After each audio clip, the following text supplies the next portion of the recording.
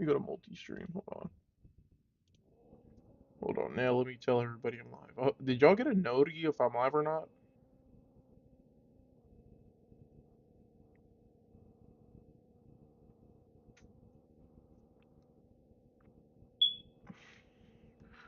We're getting better today.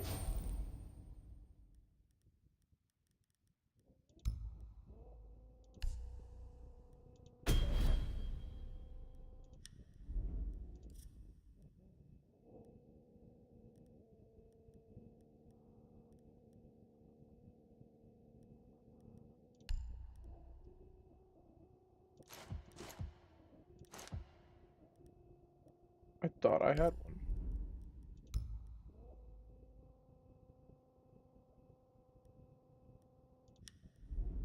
Oh.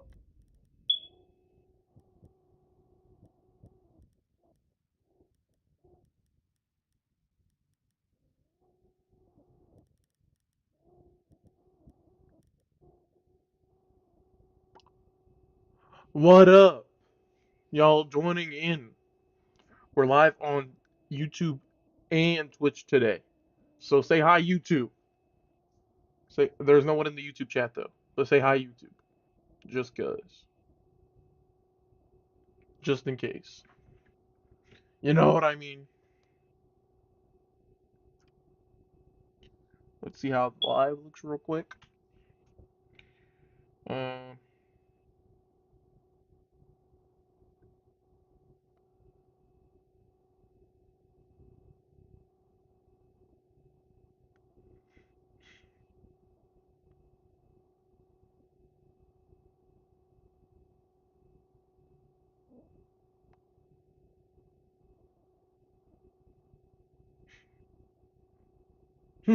7. Bro, what does 7 mean? Bro, what does 7 mean, bro? Tell me what 7 means. So we need to go into training real quick to warm up. Warming up in the shooting range. We're gonna warm up with 2 characters that I'm probably gonna use. Souls and... Is it called Souls? Souls? Yeah, Souls. And I'm gonna warm up with... Who I'm probably gonna use on... Don't need to warm up for a shotgun. I'm gonna try... I guess I'll do Ace today. Let's do it. When are y'all gonna tell me what 7 means?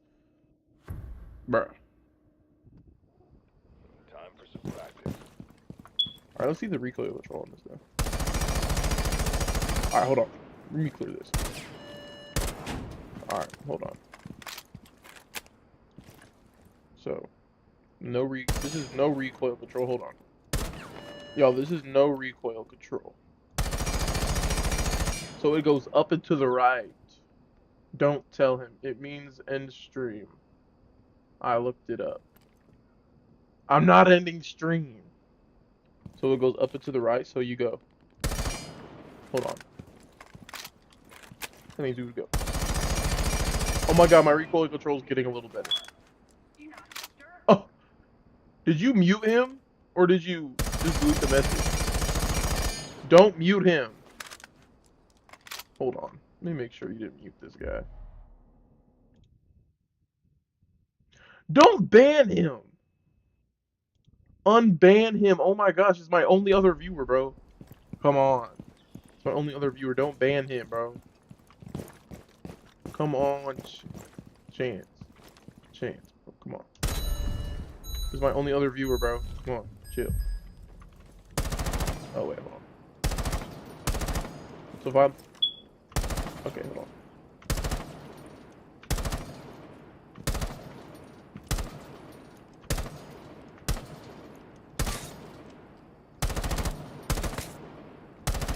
Alright, hold on. Let me abort this. Bro, Chance, bro.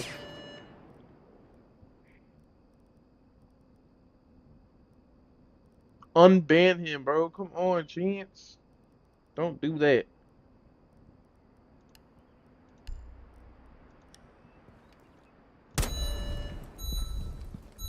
Bad aim. Bro,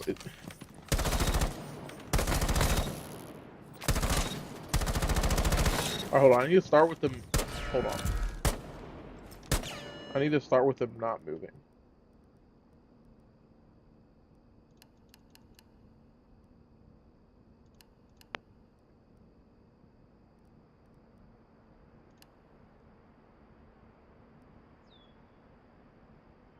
Alright, bet.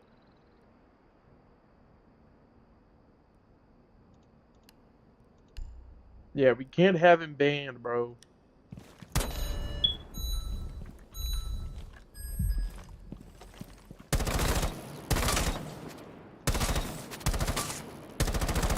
Oh, that's bad.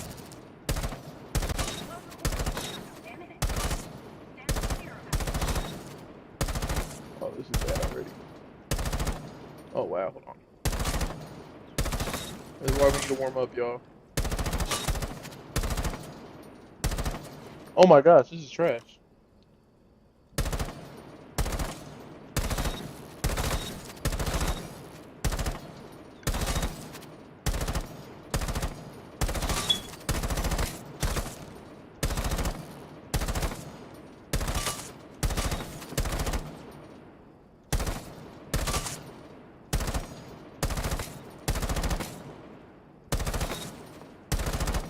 Alright, oh my gosh, why is this?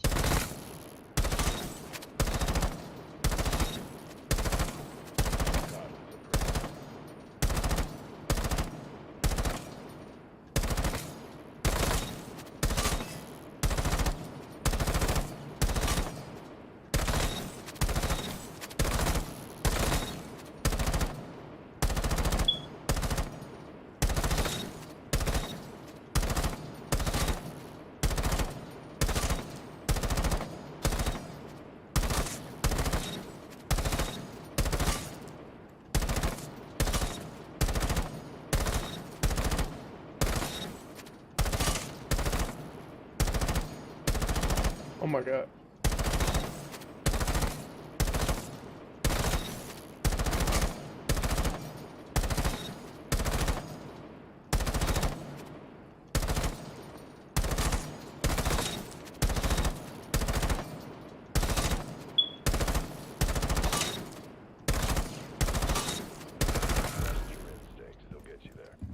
Ah, 41. 7. Report any damage to facilities immediately. Bruh.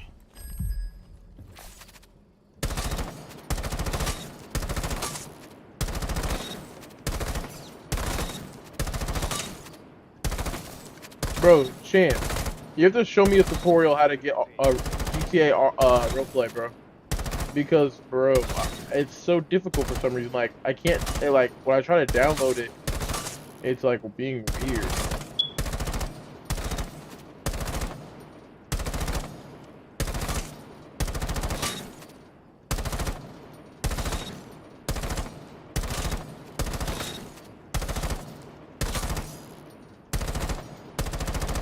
Wow, I painted around the guy.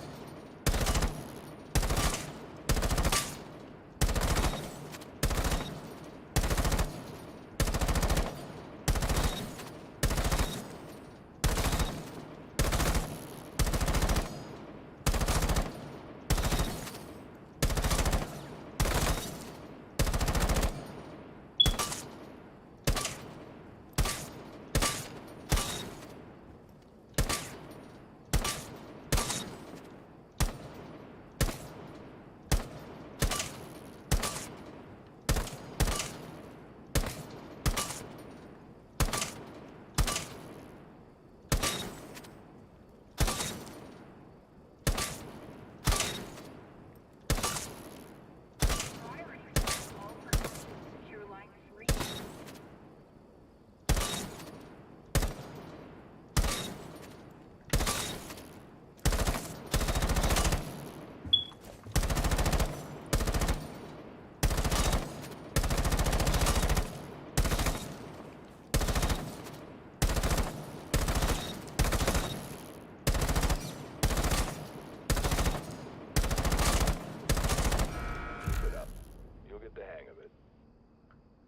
It message deleted. What happened? What did he send?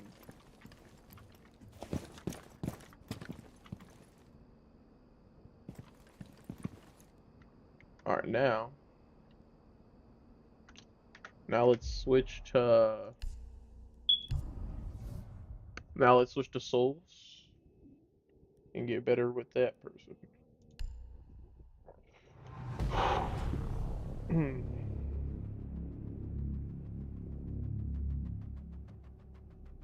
Let's get it better.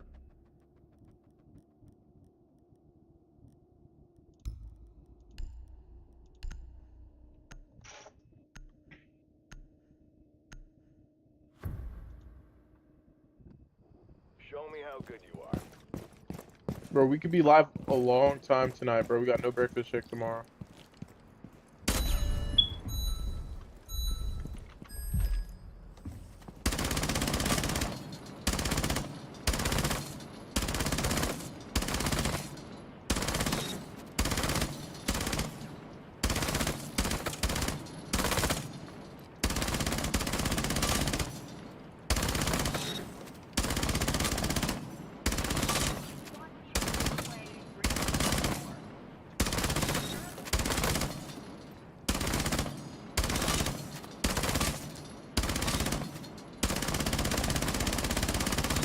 Wow, that was bad.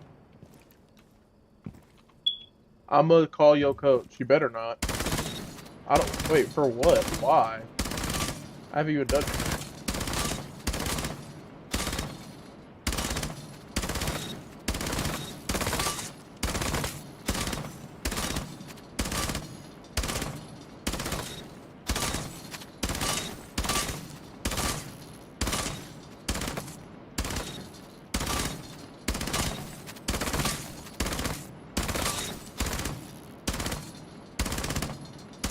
Remember, it's not always about fun.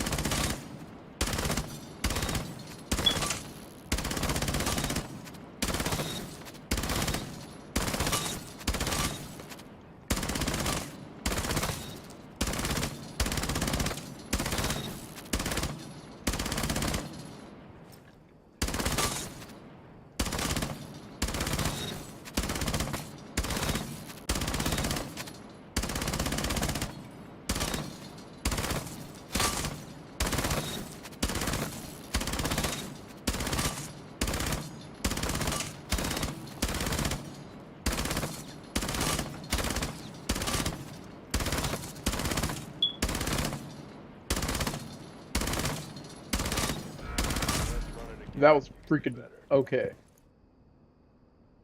bro. So like, bro. Okay. So can you actually give me a rundown what happened again? Because what you sent me it was kind of almost gibberish. But like I understand like a torta, kikya, with the nuts, with this we are playing soccer. Like, hold on, let me go read it again. Cause like,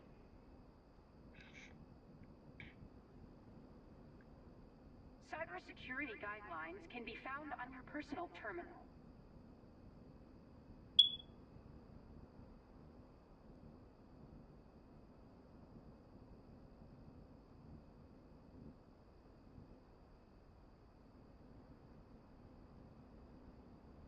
you got jumped by the entire team. I know you. What's it called? I know you texted it to me, but like, bro, I'm not gonna lie. It was. I don't. It's hard. I don't know. When I read sometimes I don't understand it, but I'm reading it another time and I understand it now.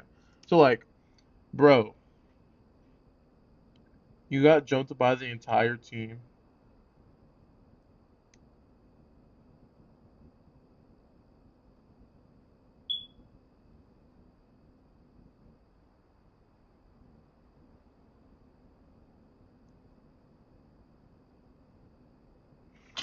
Bro, why didn't you go? Did you go to the I'll doctor? be here all day, literally. Did you go to the doctor? Oh wait, hold on. Let me abort. All right, hold on. I need to go to my settings. You did? Did you go to the police? Like you got jumped? Wait, no, no, no, no. You the hospital. I'm not the police. I mean just like the hospital. Like, what did they say? It was like completely broken.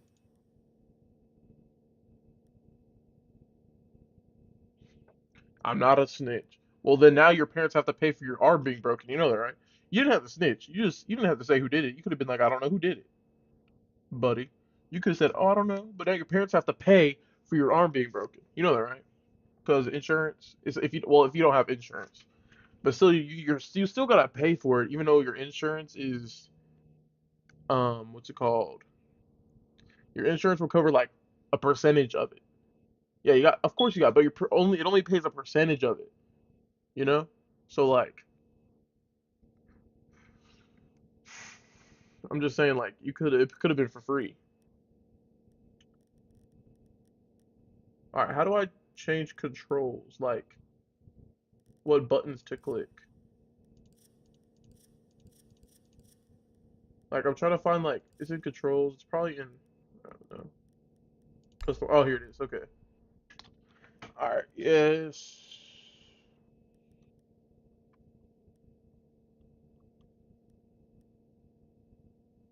Oh, all of it? Okay, that's good.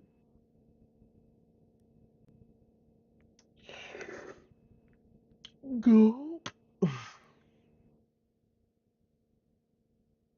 Navigate.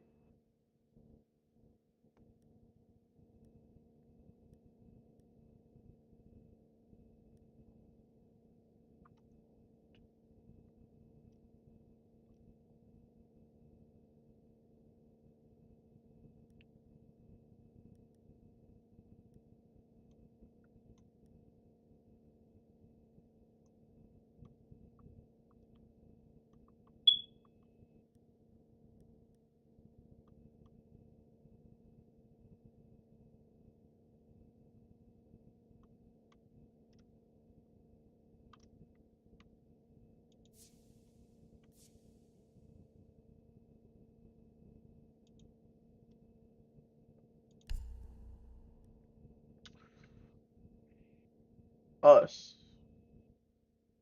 What'd you say us for, Zach? What does that mean? Secondary gadget.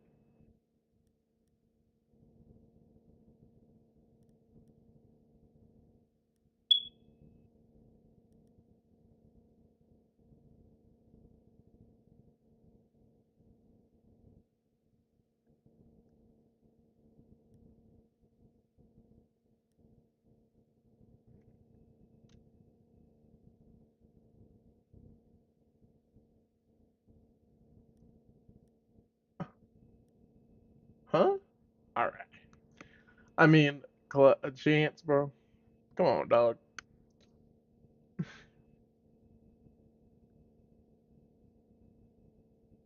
It's gonna get healed. Don't worry. It's not gonna hurt that bad after a while.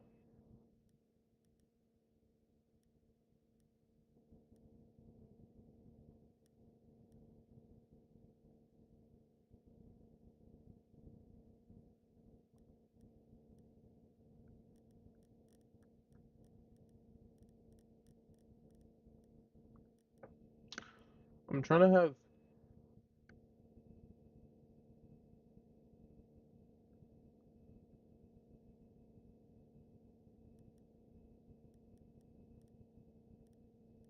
Where's crouch?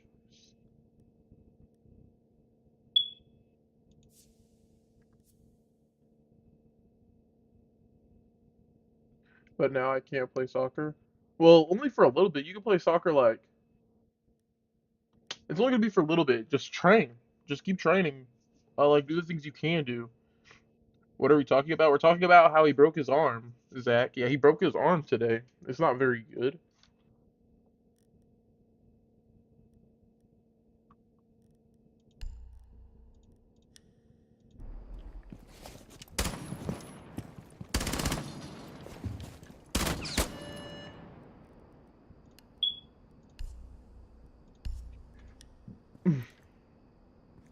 You can't stand? Why can't you stand? Yeah, I know, Zach. You broke his arm, bro. Stab.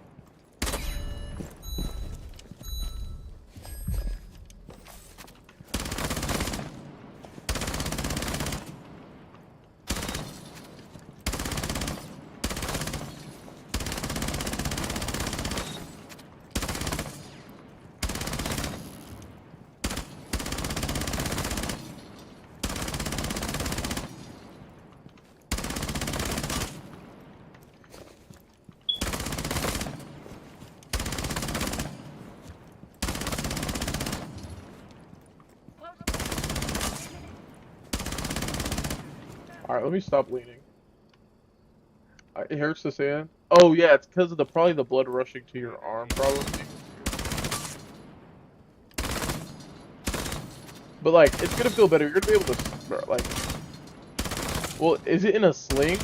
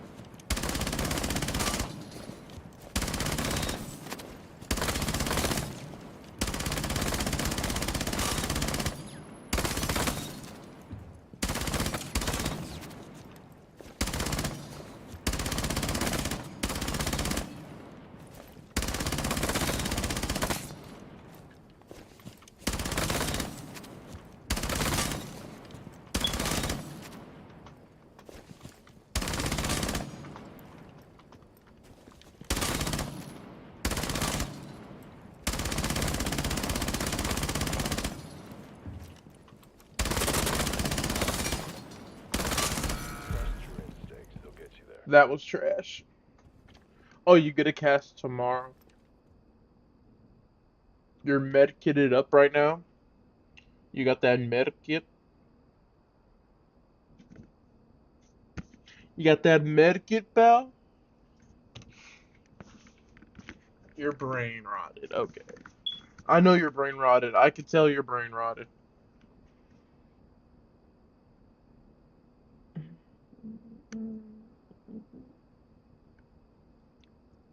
Reminder to check in with family Lock protection in. this week.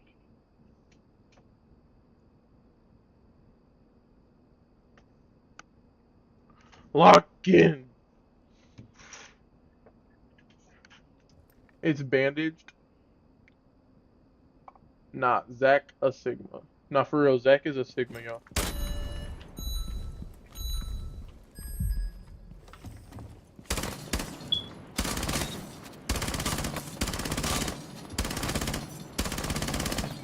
Wow, that is. I need to.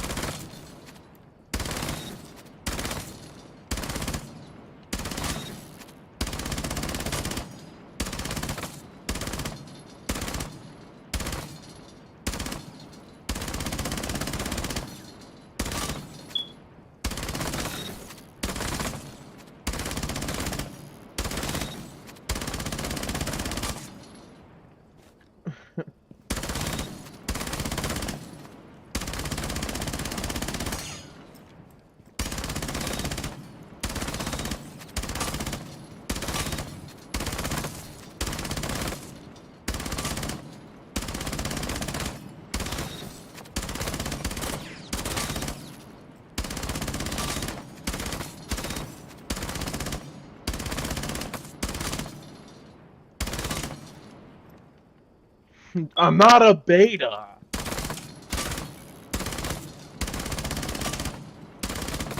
Why do you say I'm a beta for?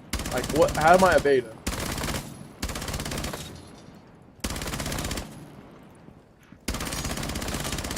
For equipment installation.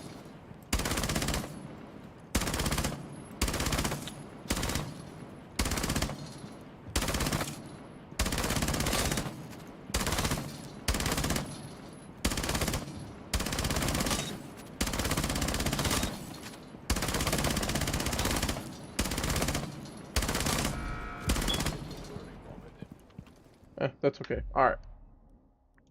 Let's go.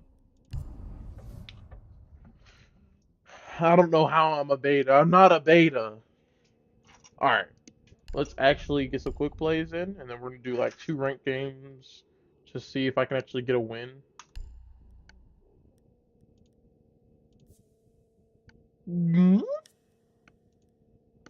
But yeah, it's bad, bro.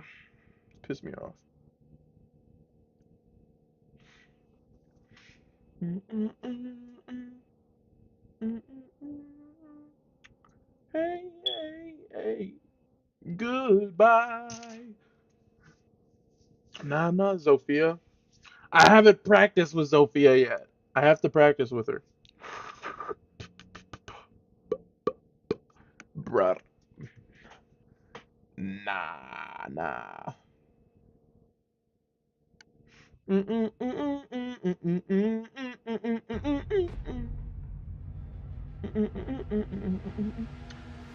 Bro, y'all know I know Japanese, bro.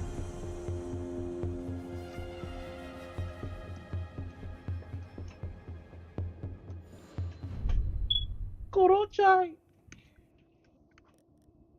Oi, korochai. Sushi u itsu korochai.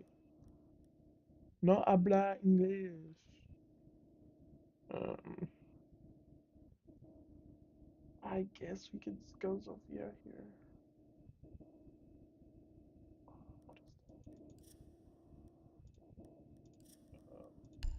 We're gonna go shotgun. What's the song request?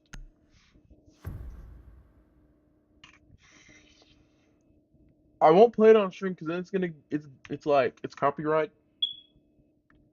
1 minute. I know that song. I think I don't know actually. But look, listen here. Um, I won't play it on stream because it's copyright, but I will listen to it. I'll listen to like 2 seconds of it.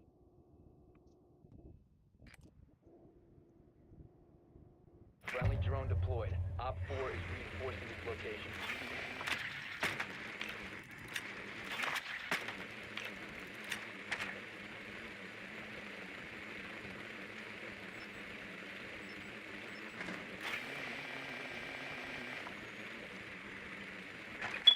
Ten seconds.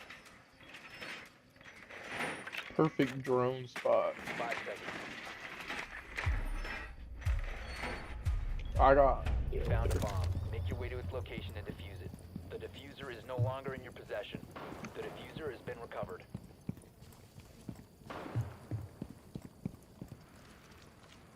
I'm gonna go upstairs and come downstairs on them.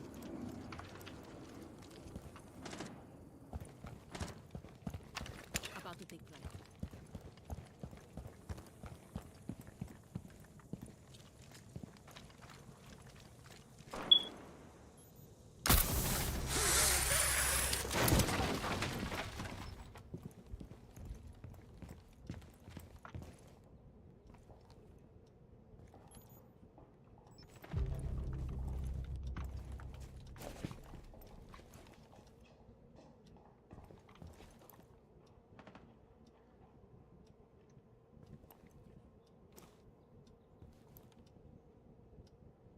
Stop saying 7. Loading you back.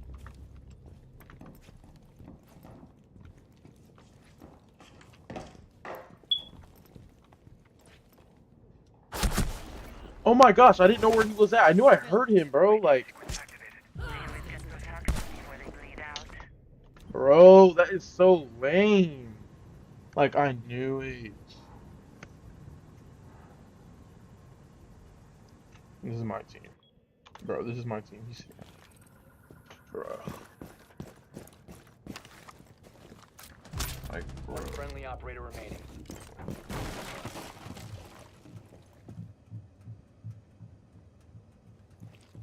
What? The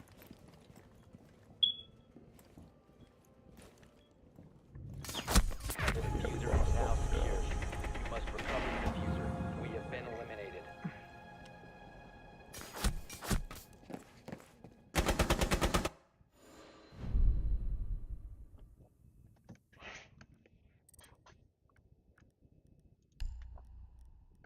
Alright, let's actually go Sophia here then. Like, y'all just go spamming in Jinxie's chat, bro. 7.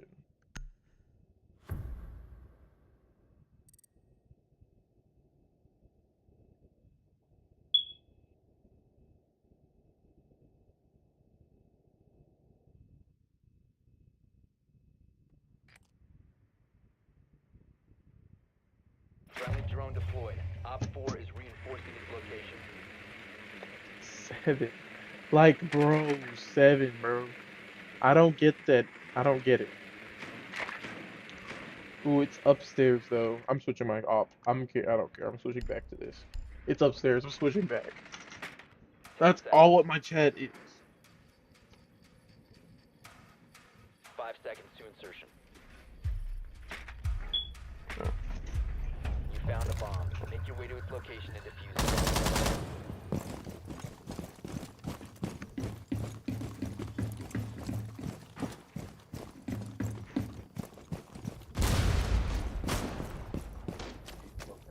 You have dropped the For what? diffuser. What? The diffuser is now secured. Alright. Oh, okay, bet. Guardian! Censor the bug.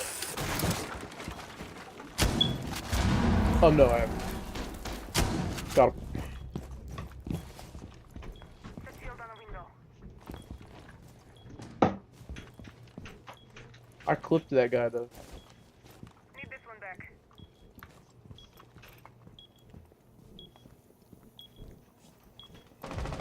Loading new mag. Dang it! I freaking jumped over it. Was that a good clip? Wanna gang out. What are you talking about? Zach! What are you talking about, Zach?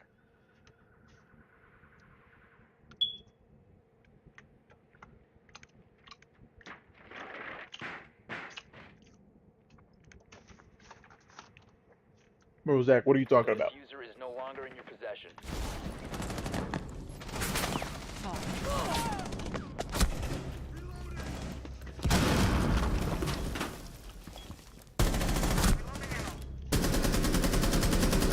Remaining. The diffuser has been secured. Op 4 neutralized. Mission successful.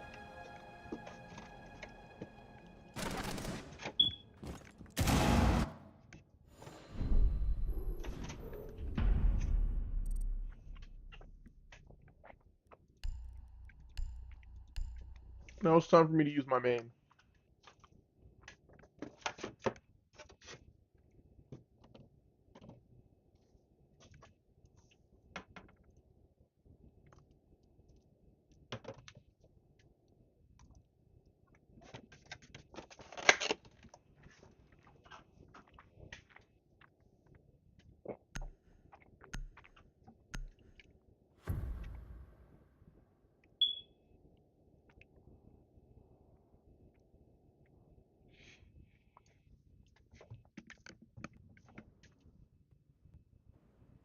Be ready to engage Op 4. You wa- Bro, Zach. Zach, stop. No, bro. Zach, you're saying some crazy things, pal.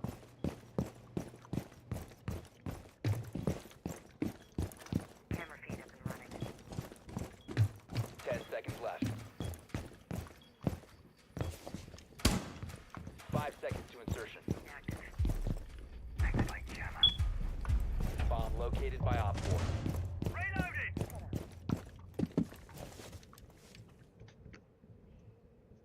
You're not a gangster, Zach. Jammer.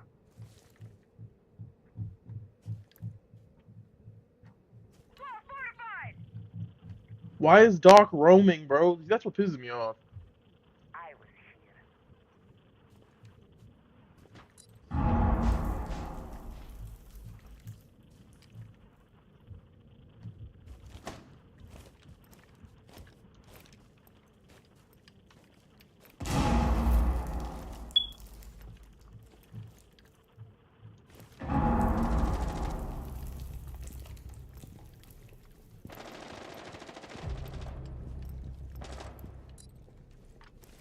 Throwing mag.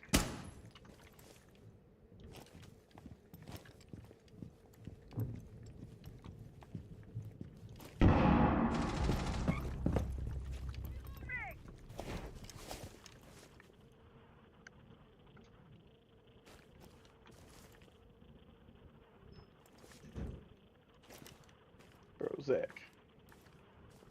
No, you don't.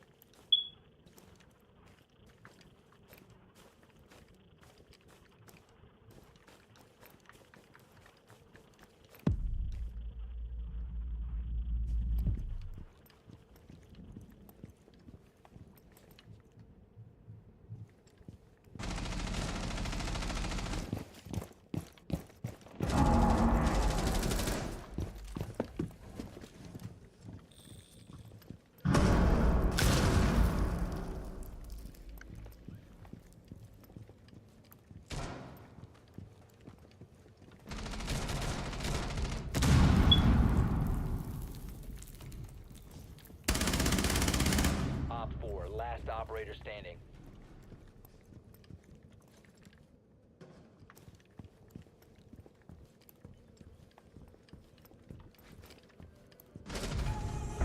Nice. Victorious. Hostiles eliminated. Bruh. Adults don't talk like that, buddy.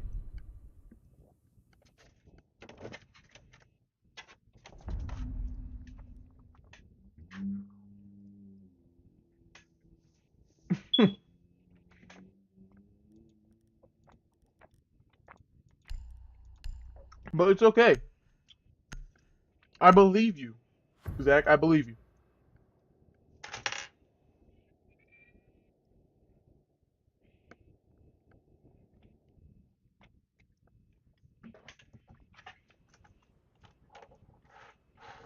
Be ready to engage Op 4.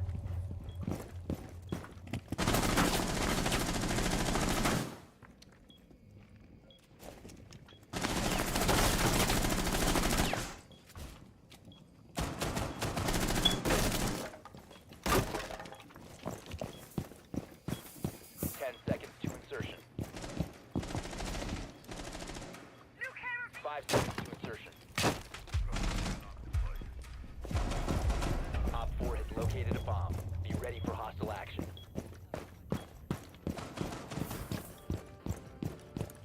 Camera feed up and running. Surya Kit deployed.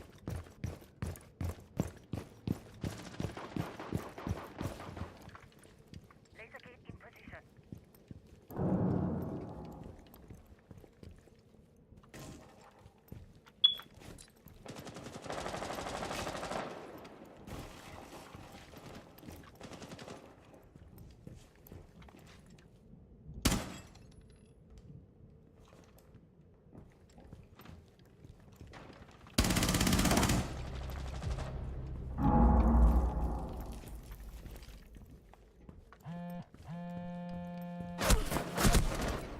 Dang, I did not know he was there. All right, don't say that in my chat. Don't say that in my chat, Zach. Don't say that in my chat. Hold on.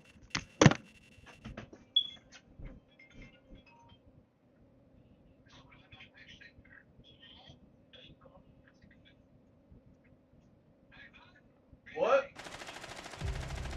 No.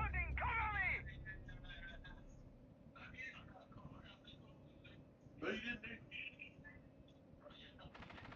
No, you didn't.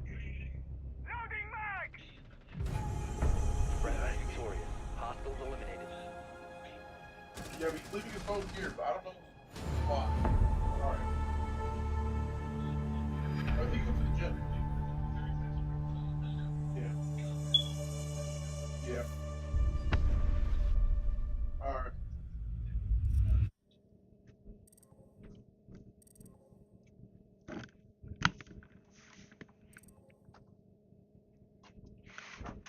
We're back. We're back, y'all. Let's find another match. Let's get a little better.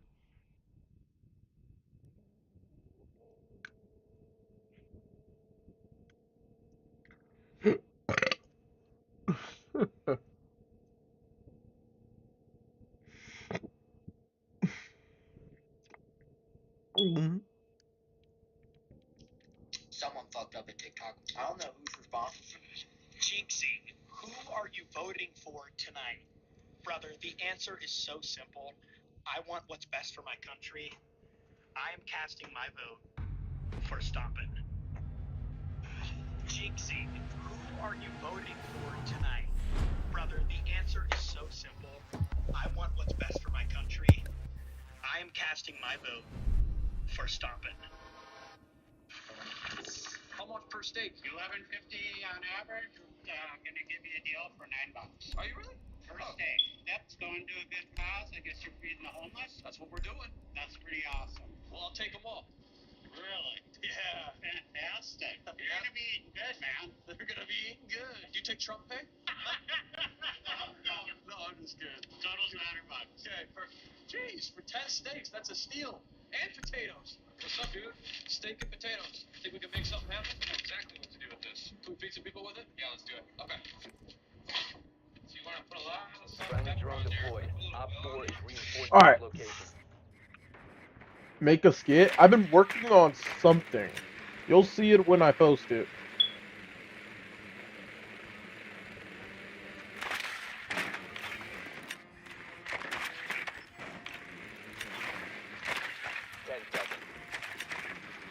Working through it. 5 seconds to insertion. Okay, buddy. Alright, let's Proceed to lock bomb in. location and defuse it.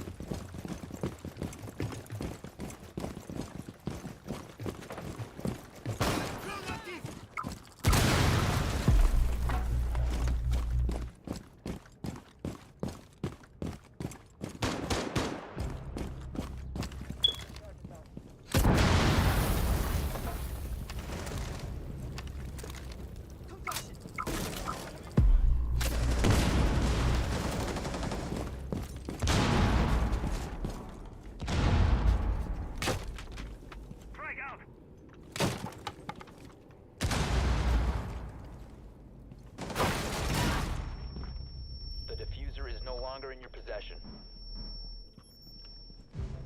Friendly, last operator standing. All friendlies have been... I died? Bro.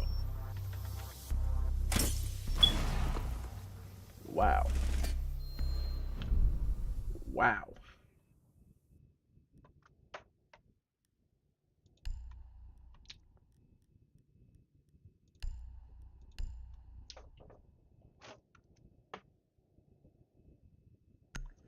Wait. Did you? Did you? You got rid of Zach? Why'd you? Friendly Wait. drone deployed. Did you Op 4 ban is Zach or did reinforcing you? its Hold on. Let me go location. to Twitch chat. Because I'm in both the chats. Because I don't know if anyone's gonna join the YouTube. What the heck, Zach? Yeah, good job. Yeah, time Zach out for that one. Okay, Zach, that's a timeout, bro. Like, bro, 10 you seconds can't say before that. insertion. 5 seconds. You found a bomb. Make your way to its location and defuse it. You must recover the diffuser.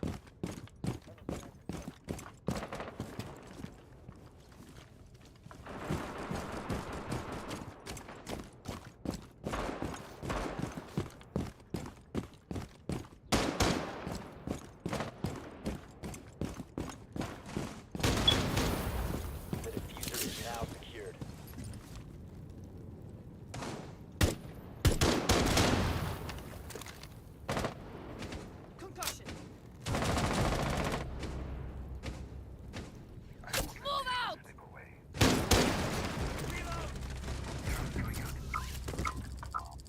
Echo 1 HP.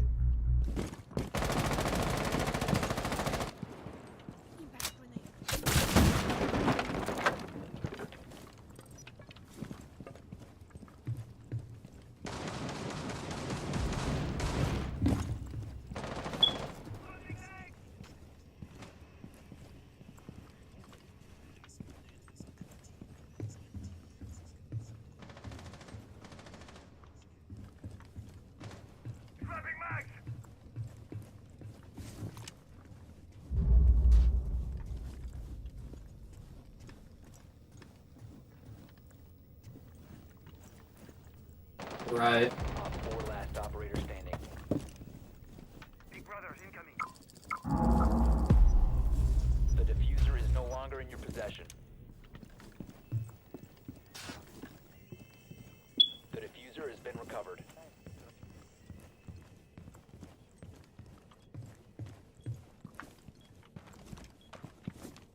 Drop the diffuser. Remaining.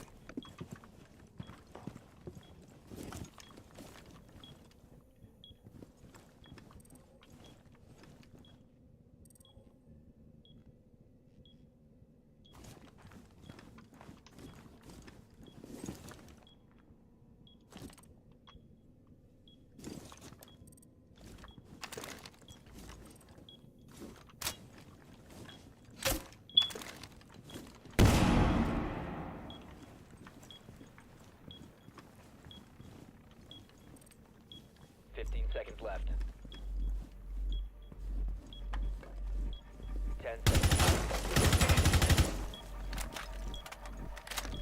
5 seconds left.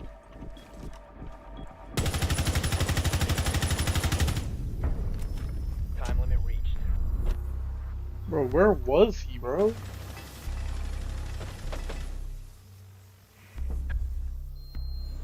You fight for this?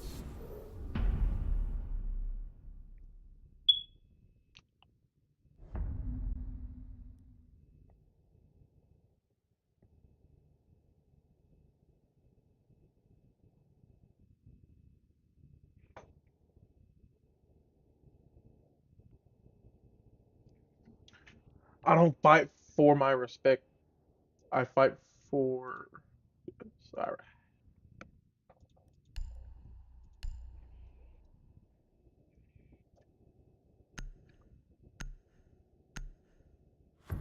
Oh, is that one song?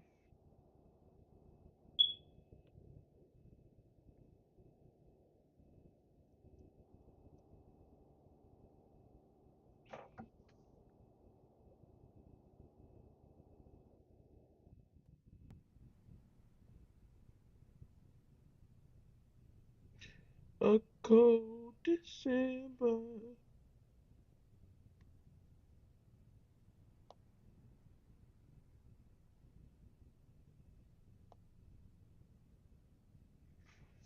Cold December.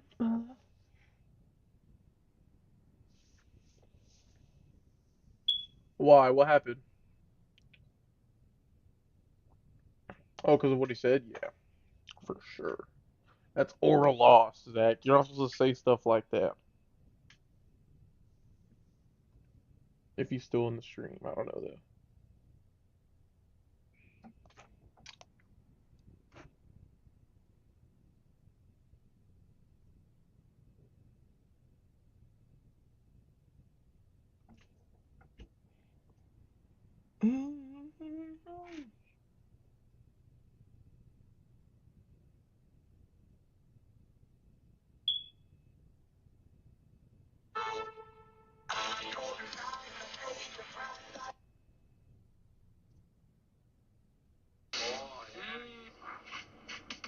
Italian seasoned oil.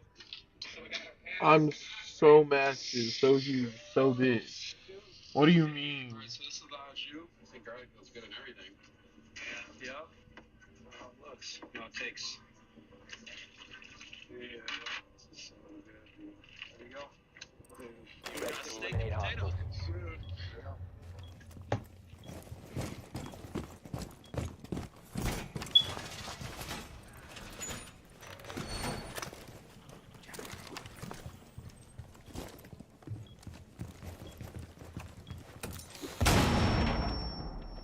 Seconds to insertion. 5 seconds to insertion. Bomb located by hostile. Clear up window. Propelling hostile noisily surprise. Jammer initiated. New feed active.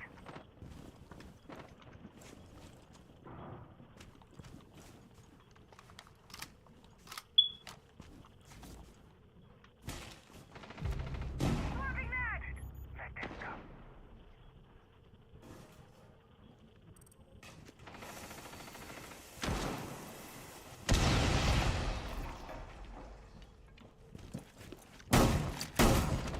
Only last Hit player him! standing. My crosshair was on him.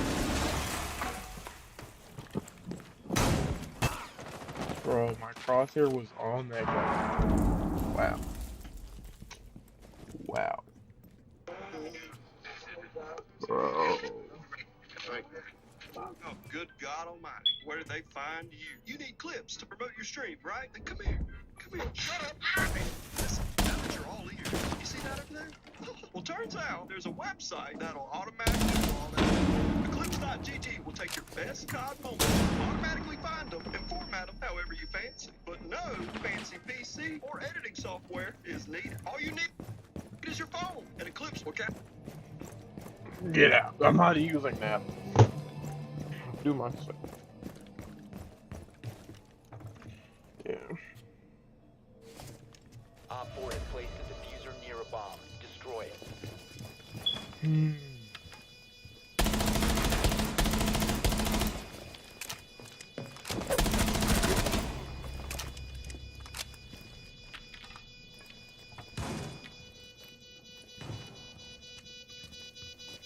Puffer build. I don't have a puffer build. One Op 4 remaining. Diffuser located. Disable it.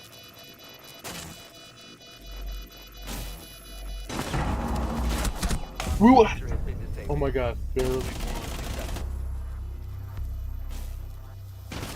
What's the factory? My account. That's my other account. What you got? Do you have it back or no? Do you have TikTok back or something?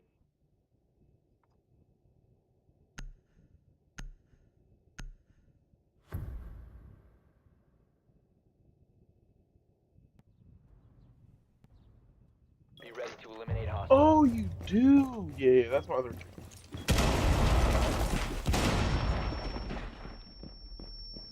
Yeah.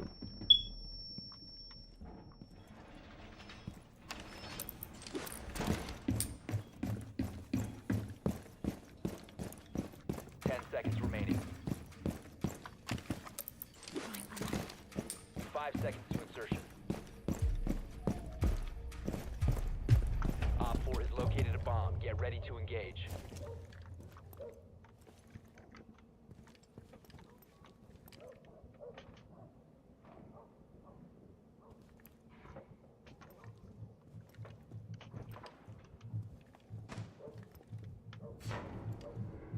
Alright, hold on. I gotta fix mine.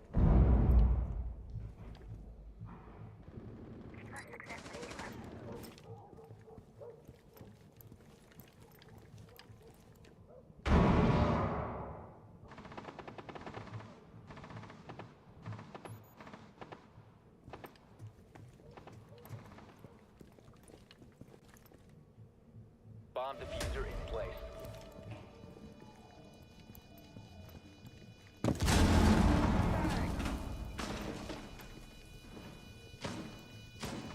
One friendly remaining.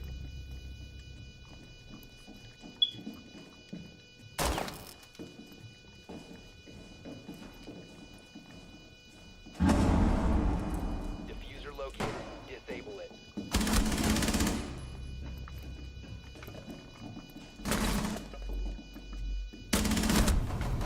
Oh well. Mission failed. All friendlies were eliminated.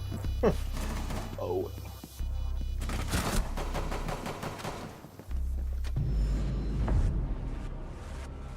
What the heck did you just send me, Chance?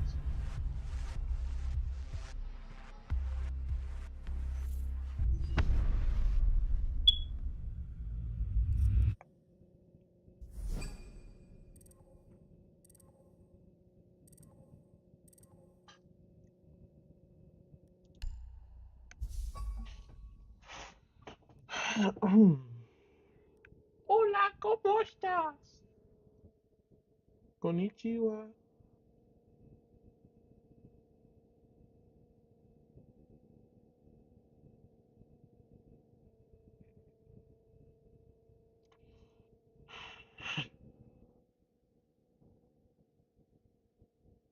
Fatty McPatty Brothers. Wow. Wow. Why did you do your brothers like that?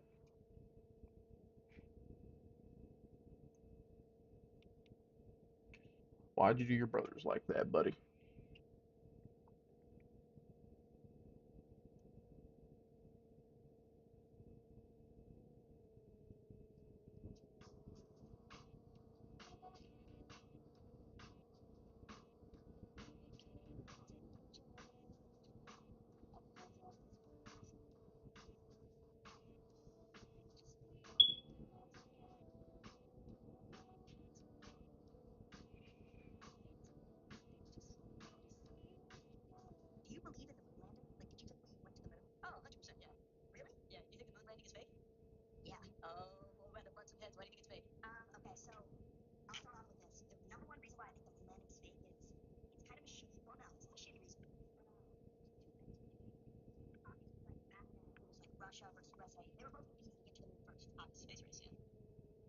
Jinxie's an idiot. The moon landing is real, chat. The moon landing is real. Jinxie's an idiot.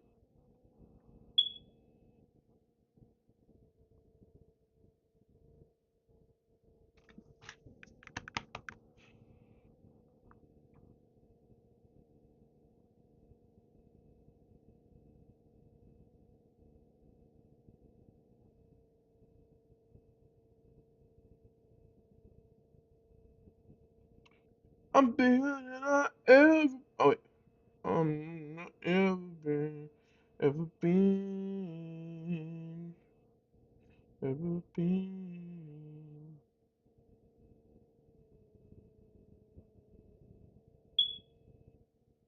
I'm bigger than I ever been. Yeah, it's not fake. The moon landing is not fake. What are y'all talking about? I mean, what are you talking about? Because I only have you in the chat right now. What are you talking about, Chance? It's not fake. It's not fake.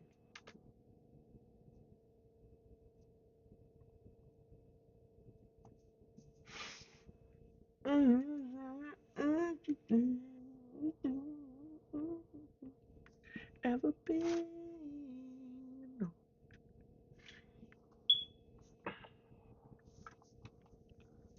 1, 2, 3, 4, 5, 6, 7, 8, 9, 10, 11, 12. We're waiting.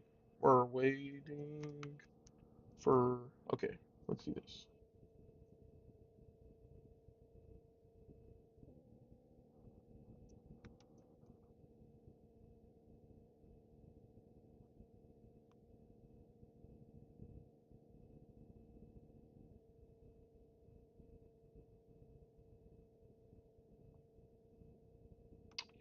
Alright, let's get another quick match in. It's fake. Zach, it's not fake. The moon landing is not fake. It's not fake. Prove it. Prove it to me. Prove it to me that the moon landing is fake. I promise you it's not fake. Prove it to me. It's not fake.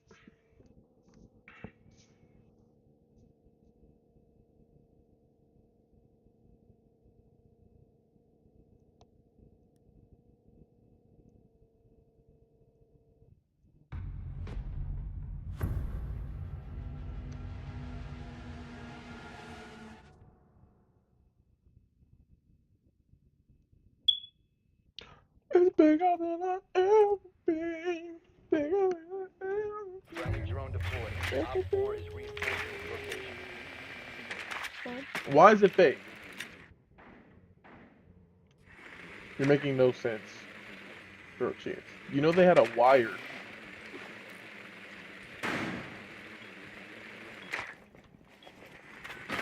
10 seconds Alright. to go. There was a wire holding the flag like this. 5 seconds. Buddy. Bro. There's no wind blowing the flag. And defuse it. You're lying. Bro, if they were to fake it, Oh my god, I gotta leave again, bro. bro, if they faked it, you would tell if it was fake. Bro, like, if it was fake,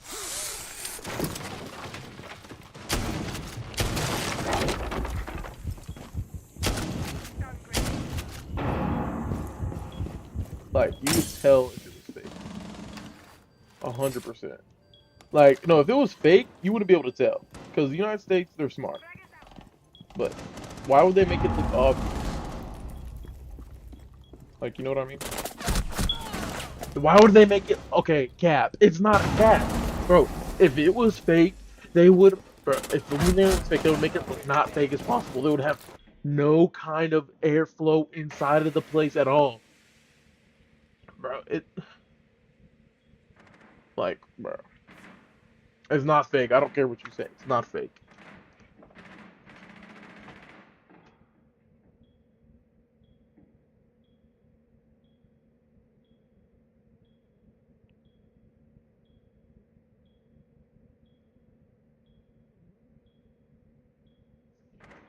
I'll watch the video after I'm done with a little bit of R6. We'll do some video, I guess. Do some other stuff. I don't know. I I could get more people in your row, like, bro. But it's okay. It's okay. All friendlies have been eliminated. All friendlies have been eliminated.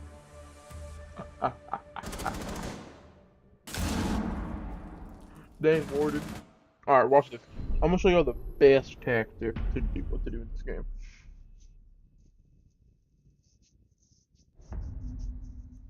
Match point. Oh, they're already winning. Oh, never mind. We suck. Or should I say they suck? Because I didn't even play both games.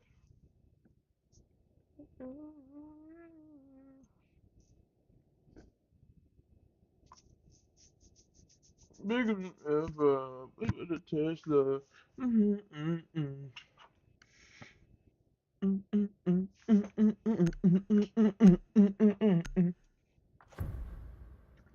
Bigger than I ever been. Bigger than I ever been. Ever been.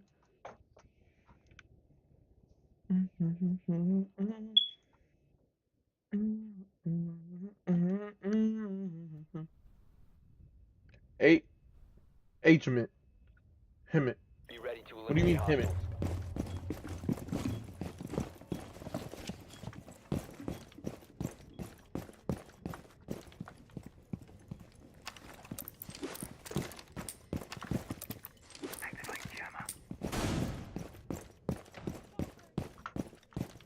10 seconds left. Is this a W spot? 5 seconds to insertion. Op 4 has located a bomb. Be ready for hostile action.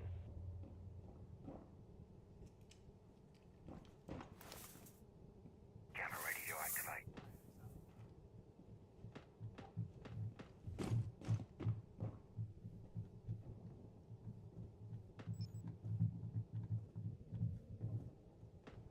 Watch the hatch. Kanye West. It's fake.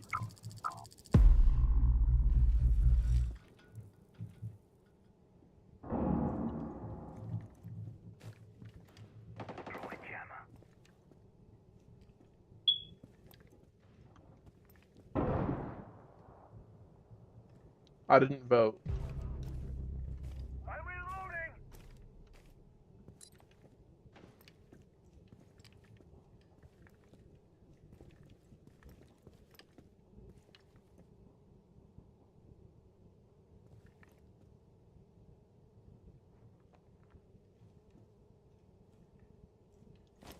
Not really.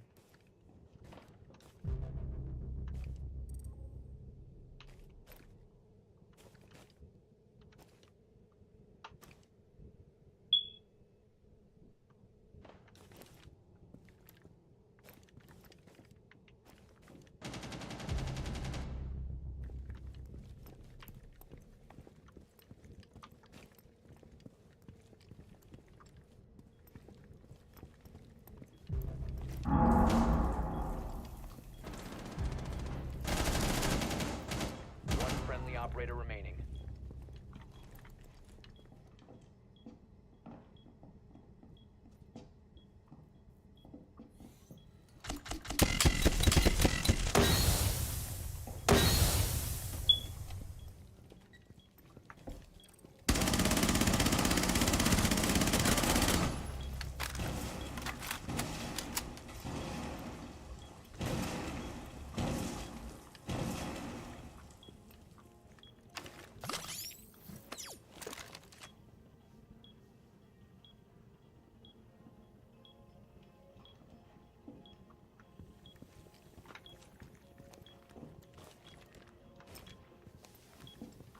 Seconds left. Time expires in 10 seconds. Dang it! All friendlies were eliminated. No. Should I hit it? If you like her, just like ask her out or something.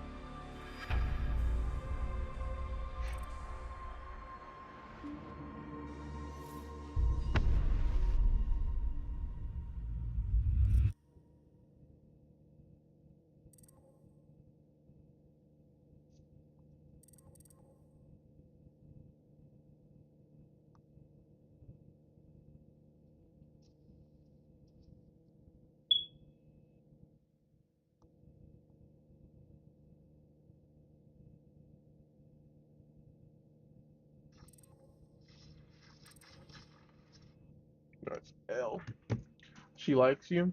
All right, yeah, then ask her out, buddy.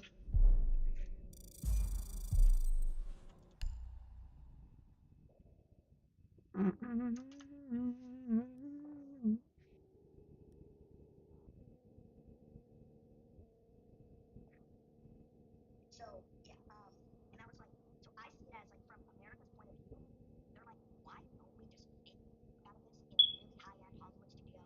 That way we can kind of let our nuts hang on Russia and say, we just dropped our testicles on your forehead. The second reason, which is the bigger reason, why have we never gone back to the moon? We've gone multiple times. No one's going like people, like people sitting up, like standing on the moon. There's no reason. There's nothing up there.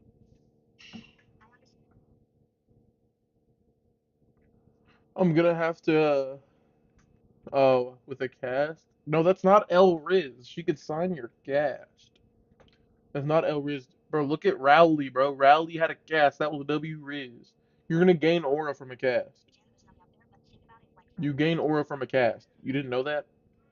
could you imagine the viewership, the love, the appreciation, the hype of like getting the man on the moon in 2024? Do you believe in the moon landing? Like, not. I saw on TikTok of some cookies baking their wearing like the cast iron sleeve to a stainless steel. We're pouring concrete on our water meter. We're gonna fill it up with concrete. One of my good customers called and said some prankster keep locking up the water meter. We're gonna fix that with a little concrete. First thing you want to do is take the lid off that covers the meter. Before you pour the concrete, you always want to make sure you close the lid on the meter. You never want to damage the meter. Next thing you want to do is get you a little quick break. Well, if I hand her my phone 4 digits and I fucking drop it. Go up and talk to her. Use your other hand and give her the phone. Be like, hey, can I get your number? Like, while you're talking. Like,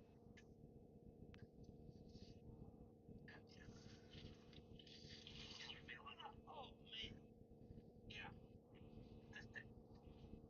Fill it up. Try not to make a mess. You want to fill it up to the top. Usually takes about a whole bag. Try not to breathe this in.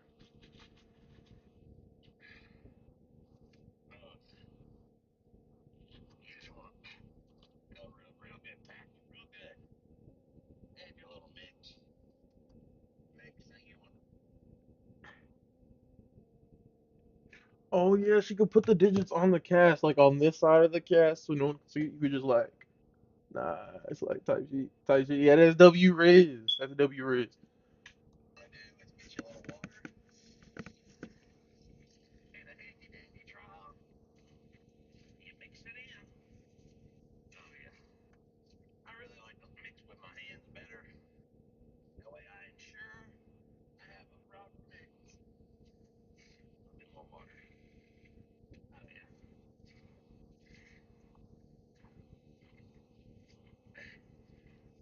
I'll never be able to turn That is W Riz, you know. again.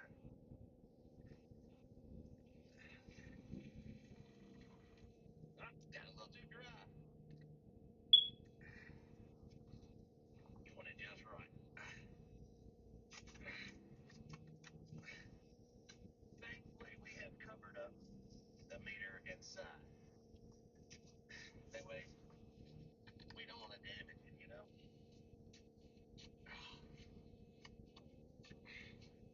Get a good mix. Add a little more.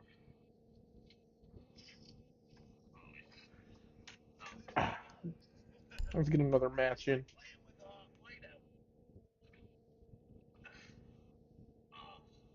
Get you a good stir in there. Yeah. Now, you want to clean out around the edges. Get your trowel. You always want to do good work. Smart work. What did you just snap me, Chance?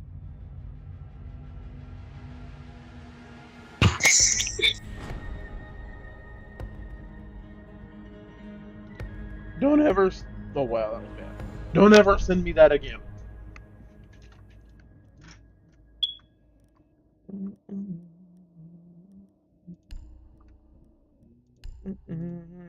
I wanna be stretching. Oh, hold on.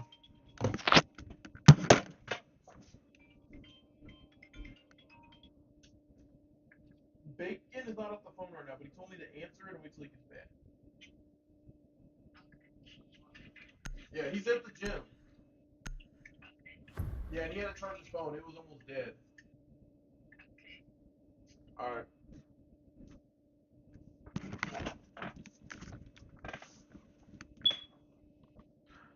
Alright, we're back, guys.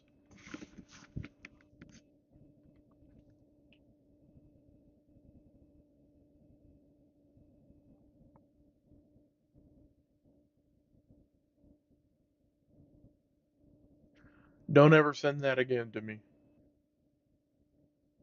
Chance, stop.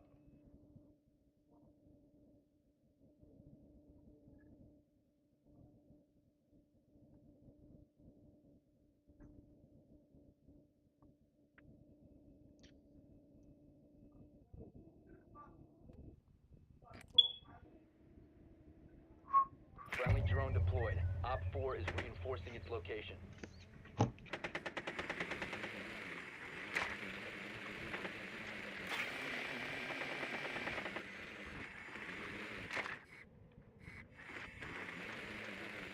Bro, what? Alright. Don't 10 get seconds banned. to insertion. Don't get banned, bro. 5 seconds to go. Ooh, they got a mute. You found a bomb. Make your way to its location and defuse it.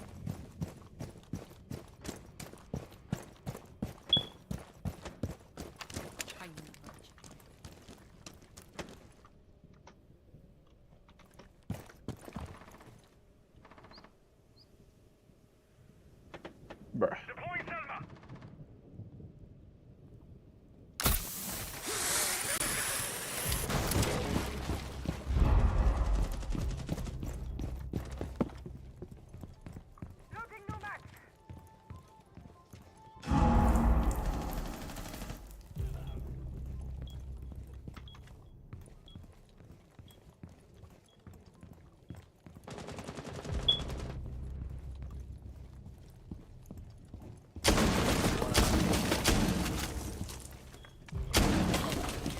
Behind me?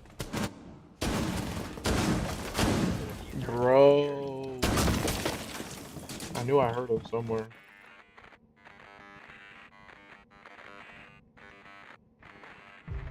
Friendly, last operator standing. Do something, you useless bomb, bro. You are so bad.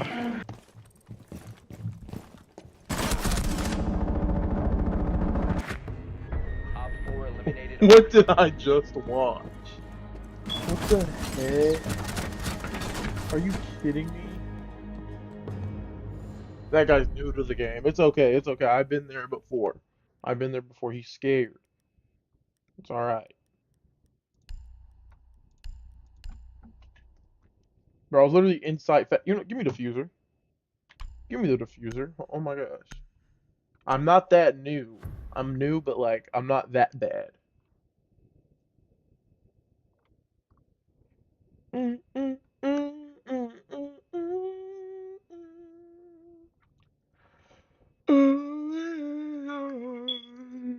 Baby.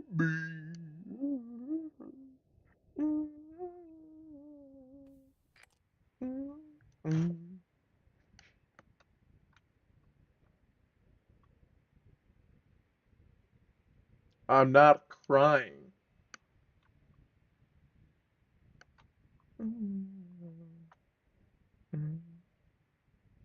Friendly drone deployed. Op 4 is reinforcing its location. Don't lie. What do you, I'm not lying.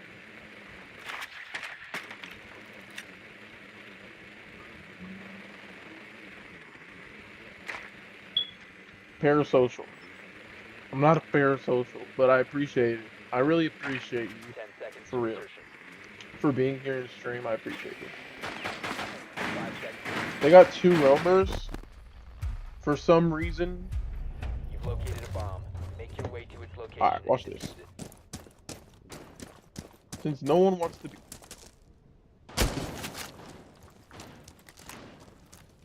Alright, I'm gonna show these noobs how to play the game.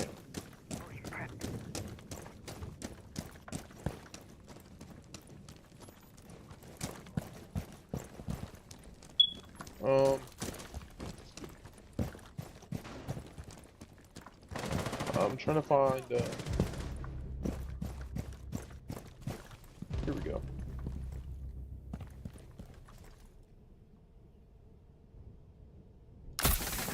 Let's go.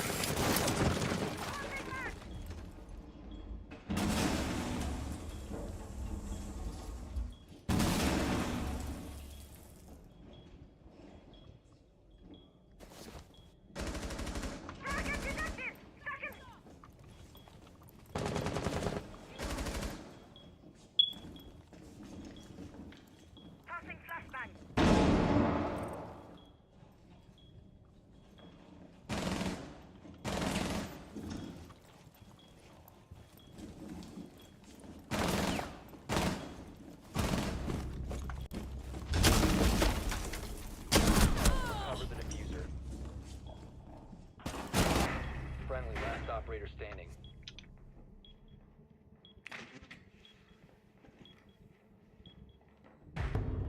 We have been eliminated. Guardian of Elden next to free. Exclamation.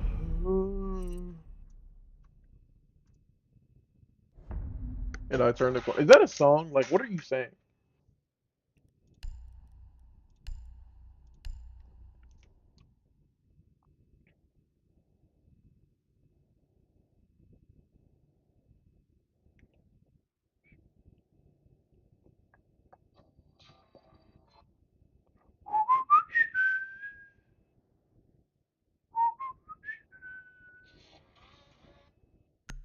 Listen to it.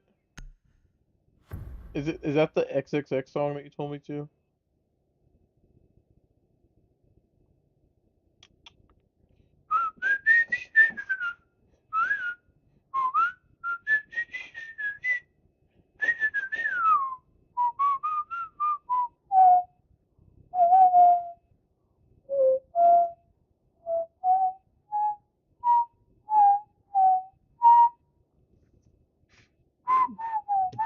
You love XXX, boy. You weren't even born when he was popping. Be ready to eliminate hostiles.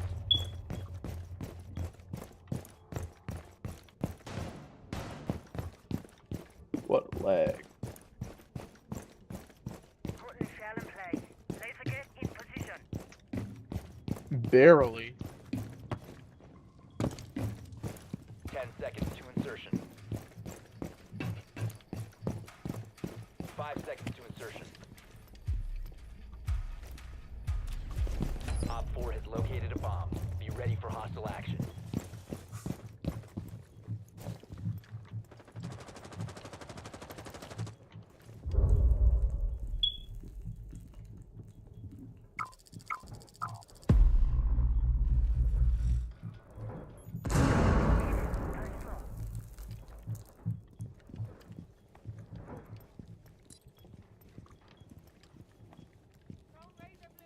Reloading.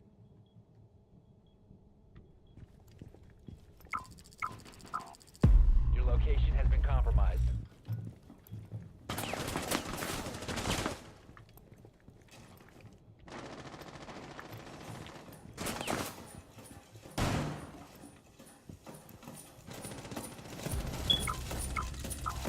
You've been exposed.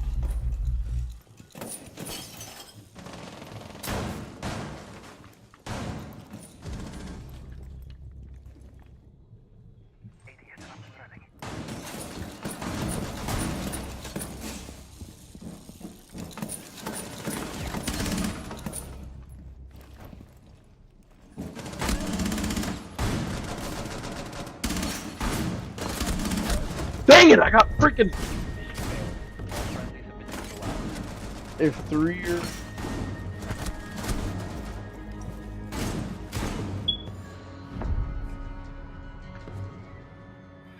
or okay. Still.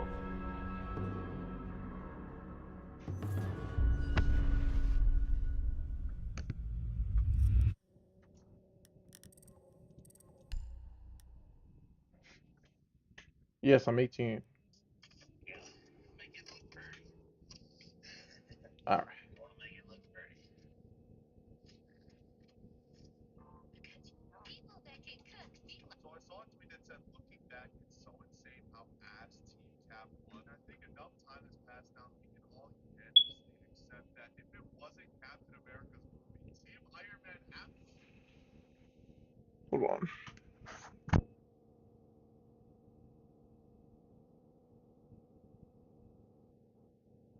Never mind. Cooking with Kaya. Cooking with Kaya. Cooking with Kaya. Cooking with Kaya.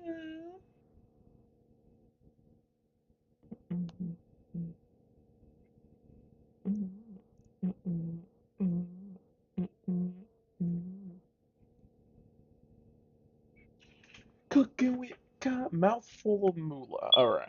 Never mind.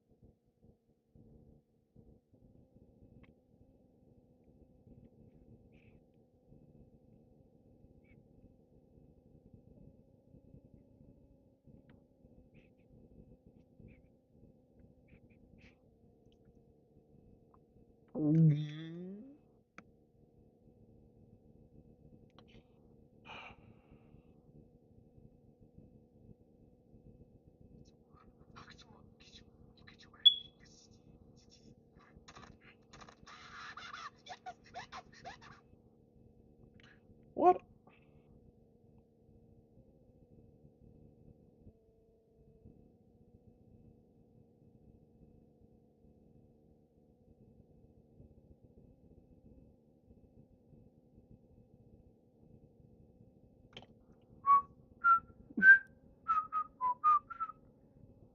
O comado cizinha tomita.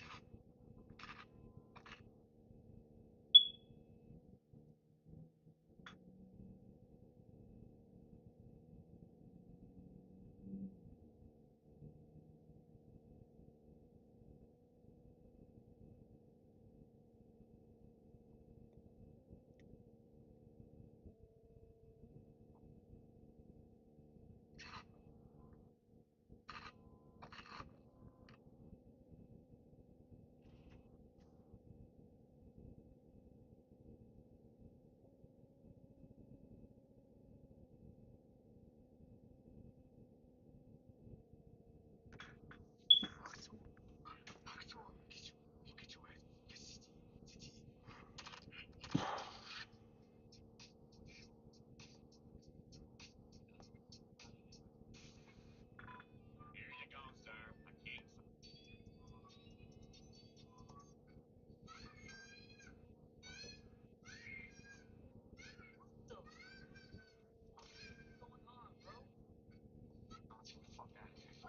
Take that pizza to go, Pete. Sacrifice?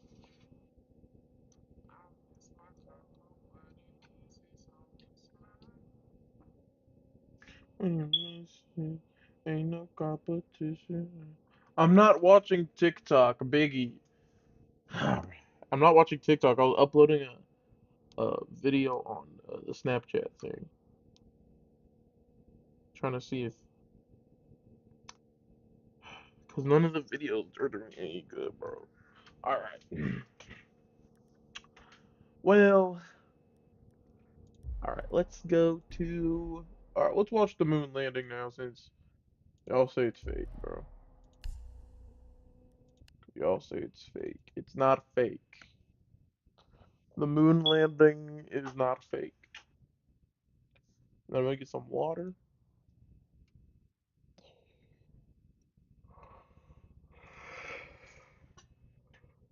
Is the moon landing fake? It's not fake.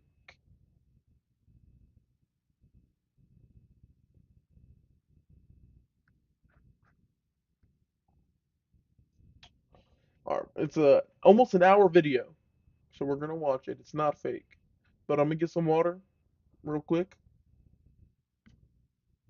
Should we watch this one or this one? Should we watch this Are you really the one? last person to find out about this skip ads forever button? Hold on to that. This is Pi, and if it sounds familiar to you, it's probably because you've seen A small step for man, Wanna watch this or one? one giant leap for the CIA and American-made misinformation? That's the question in this. Where do you want to watch? This one. 5, 4, 3. Which one? B. She called you and I answered, and then she hung up. What she say? She heard your voice and just go up. No. She hung up like after a while. What? Alright. Yes. Oh hell, my bad. No, you're good. You're good. What are you doing, Zyron? My Shayla. Wait. 2. Watching the moon landing, if it's fake or not. Because they said it's fake. 1. Liftoff. What? Why'd you 50 unpause years it old. for? I'm trying to see if they want to watch this one or the other one. Or this one. Nigga, this show still say Biggie. Huh? Are they still calling you Biggie? I'm not a biggie. It was all a dream. Which one? Used to be Real Magazine. Saw it pepper in the limousine. I'll just do this one. Because A this small one- step for man, Watch this or one. one giant leap for the CIA and American-made misinformation? That's the Let me get question some in water this. real quick, though. Hold on.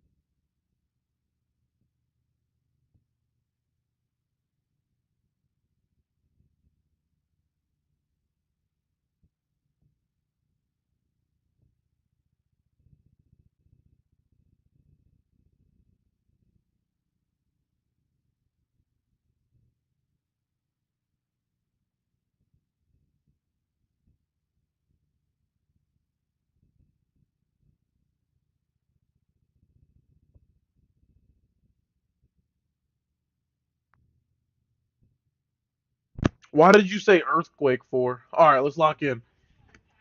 Deep dive video today. Something we'll investigate with the utmost seriousness and scientific integrity.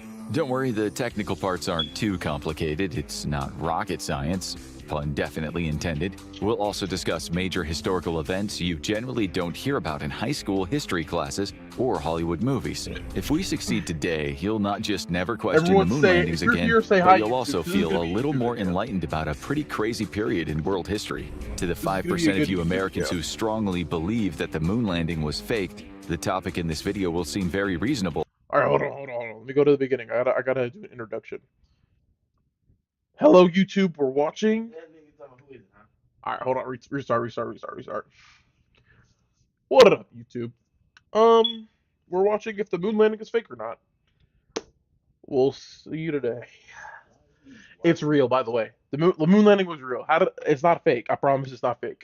A small step for man, or one giant leap for the CIA and American-made misinformation? That's the question in this deep dive video today. Something we'll investigate with the utmost seriousness and scientific integrity. Don't worry, the technical parts aren't too complicated. It's not rocket science.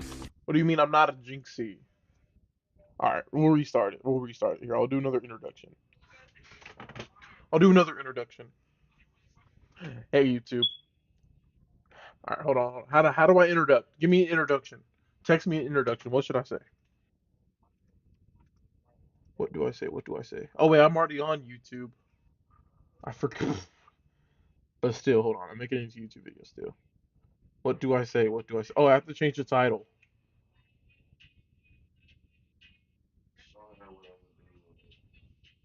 All right. Yeah, I'm not saying that. Oh my god, bro. Look at this nigga hair.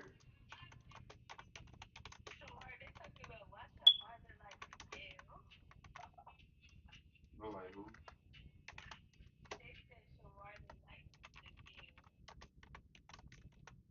You talking about that nigga that look just like him? Who is that? No, dude. Miguel? He do not look like that nigga. All right. What the hairstyle, baby? I'm not saying that though. All right, bet. There it is. All right. This is changed. All right. Hey, YouTube. By the way, wait, no. Restart. All right. Clarence really did cheat on her. What up? What up, YouTube? We're watching if the moon landing is fake or not. Well, was the moon landing fake? It's not fake, by the way. The moon landing was never fake. If you think it's fake, type in the comments if you think it's fake. If you think it's real, type in the comments if you think it's real. Have a conversation in there. Don't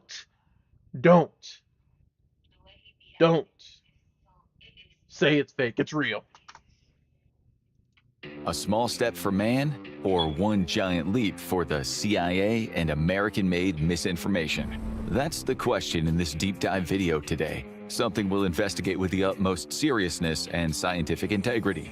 Don't worry, the technical parts aren't too complicated. Why are you It's saying not 7 in my rocket chat? I'm not science, jinxing. pun definitely intended. We'll also discuss major historical events you generally don't hear about in high school history classes or Hollywood movies. If we succeed today, you'll not just never question the moon landings again, but you'll also feel a little more enlightened about a pretty crazy period in world history. To the 5% of you Americans who strongly believe that the moon landing was faked, the topic in this video will seem very reasonable. To the 6% who somewhat believe the moon landings were not what they seem, well, maybe this video will push you more into another category. And perhaps the 61% of you who strongly disbelieve sending men to the moon was some kind of fantastic CIA subterfuge, well, you might learn in this video why so many people passionately disagree with you.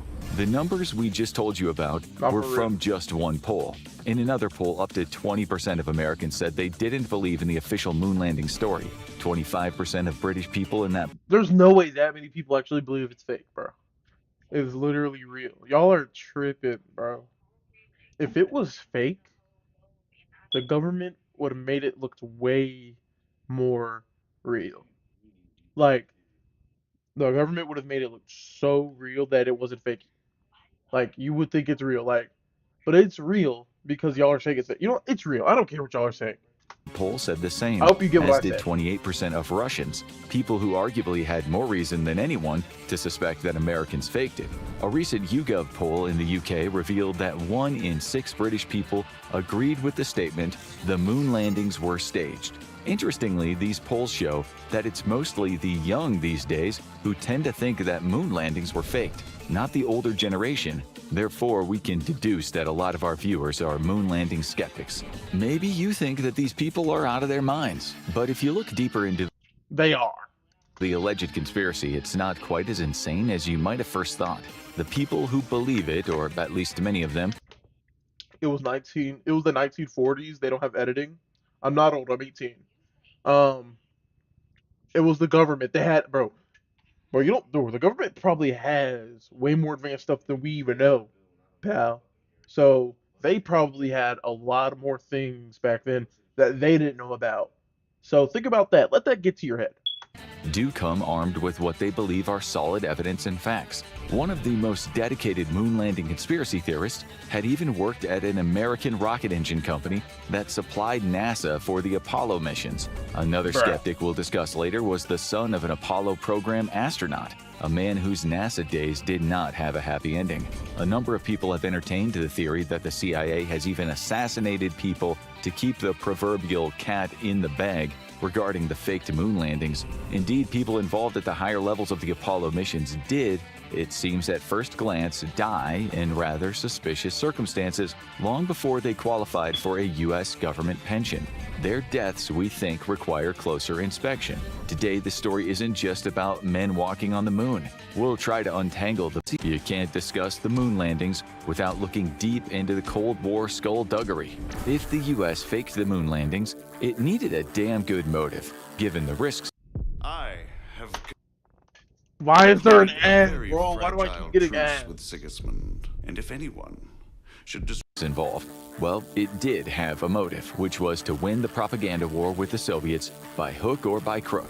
If you know anything about the CIA during the Cold War, you'll know those Ivy League educated masters of murder and mayhem were capable of undertaking the unbelievable. If they tried to control minds and create Manchurian candidate type assassins with LSD, if they could secretly plan to overthrow democratic leaders, plan to poison a politician's toothpaste, or explode a president's cigar, They wouldn't it did be that? possible that they might have considered lying about getting to the moon faster than the Soviets? That answer has to be yes, even if you think the moon landing This guy doesn't know what he's talking about. conspiracy is, pardon our French, a crock of crap.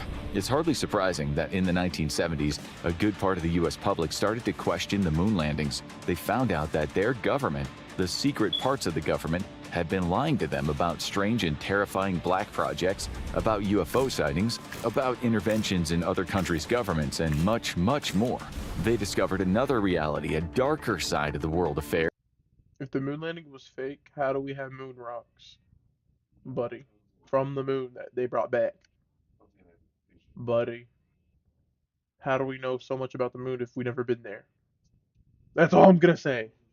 In which the CIA was often a geopolitical puppet master and at times controller of their sometimes dubious news narratives. This is partly how the moon landing conspiracy theories got off the ground. Excuse the pun. Many Americans had run out of trust. Anything, it seemed, was possible. As we said, if the moon landings were indeed faked, that was quite a considerable risk to the USA's prestige on the world stage. So there Backyard talks, bro. What do you mean? had to have been a considerable motive. This was no laughing matter. If the US was caught in a lie, it would have doomed American respectability. It would have disgraced the so-called free world. So the first question is there a chance that the US would have taken such a huge risk to its respectability and as a result possibly taken a lethal hit in the Cold War? Would the US have been so desperate it would have cheated? And what was the motive for this alleged cheating? The answer might lie in some post-World War II history.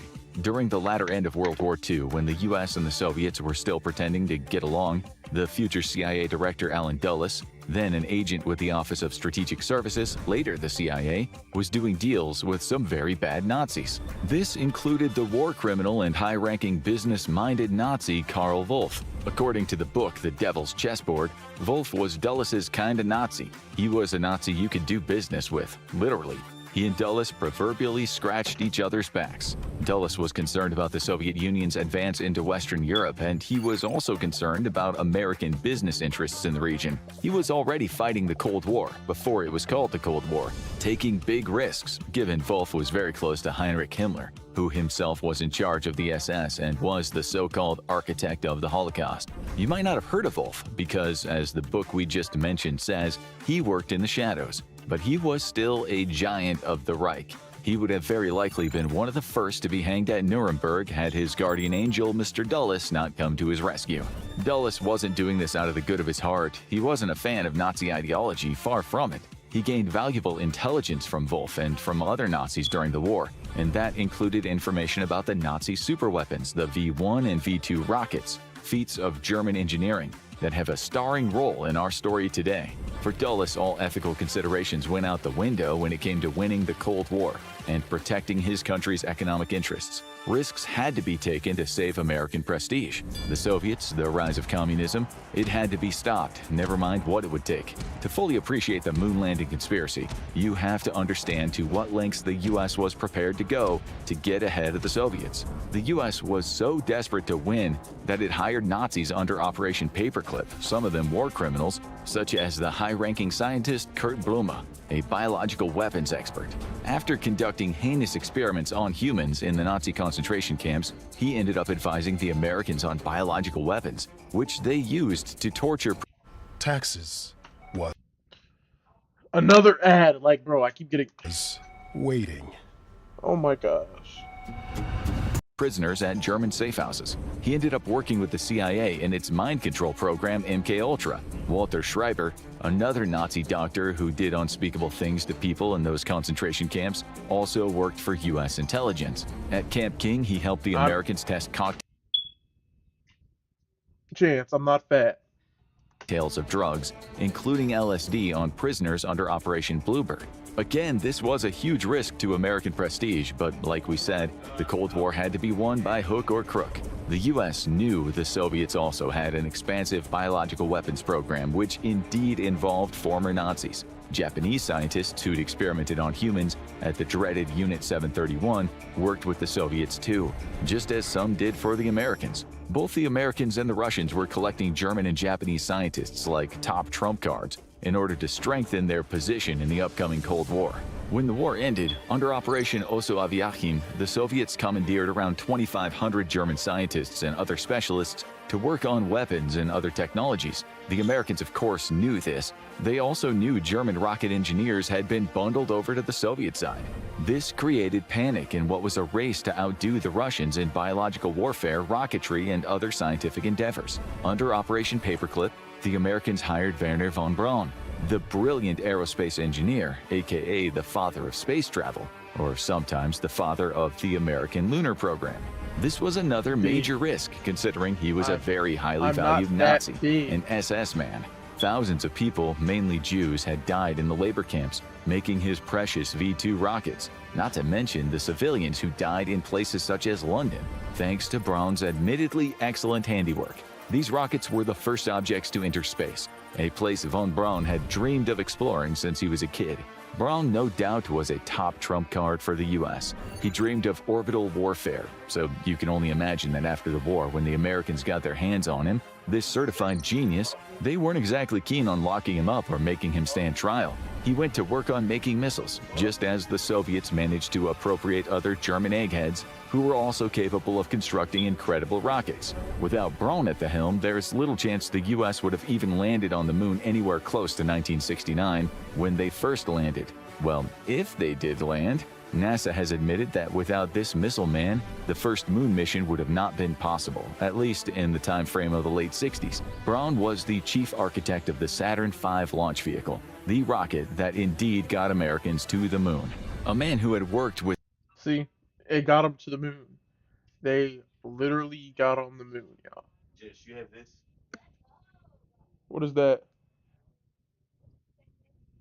That's not my homeboy. Nah. I never seen that.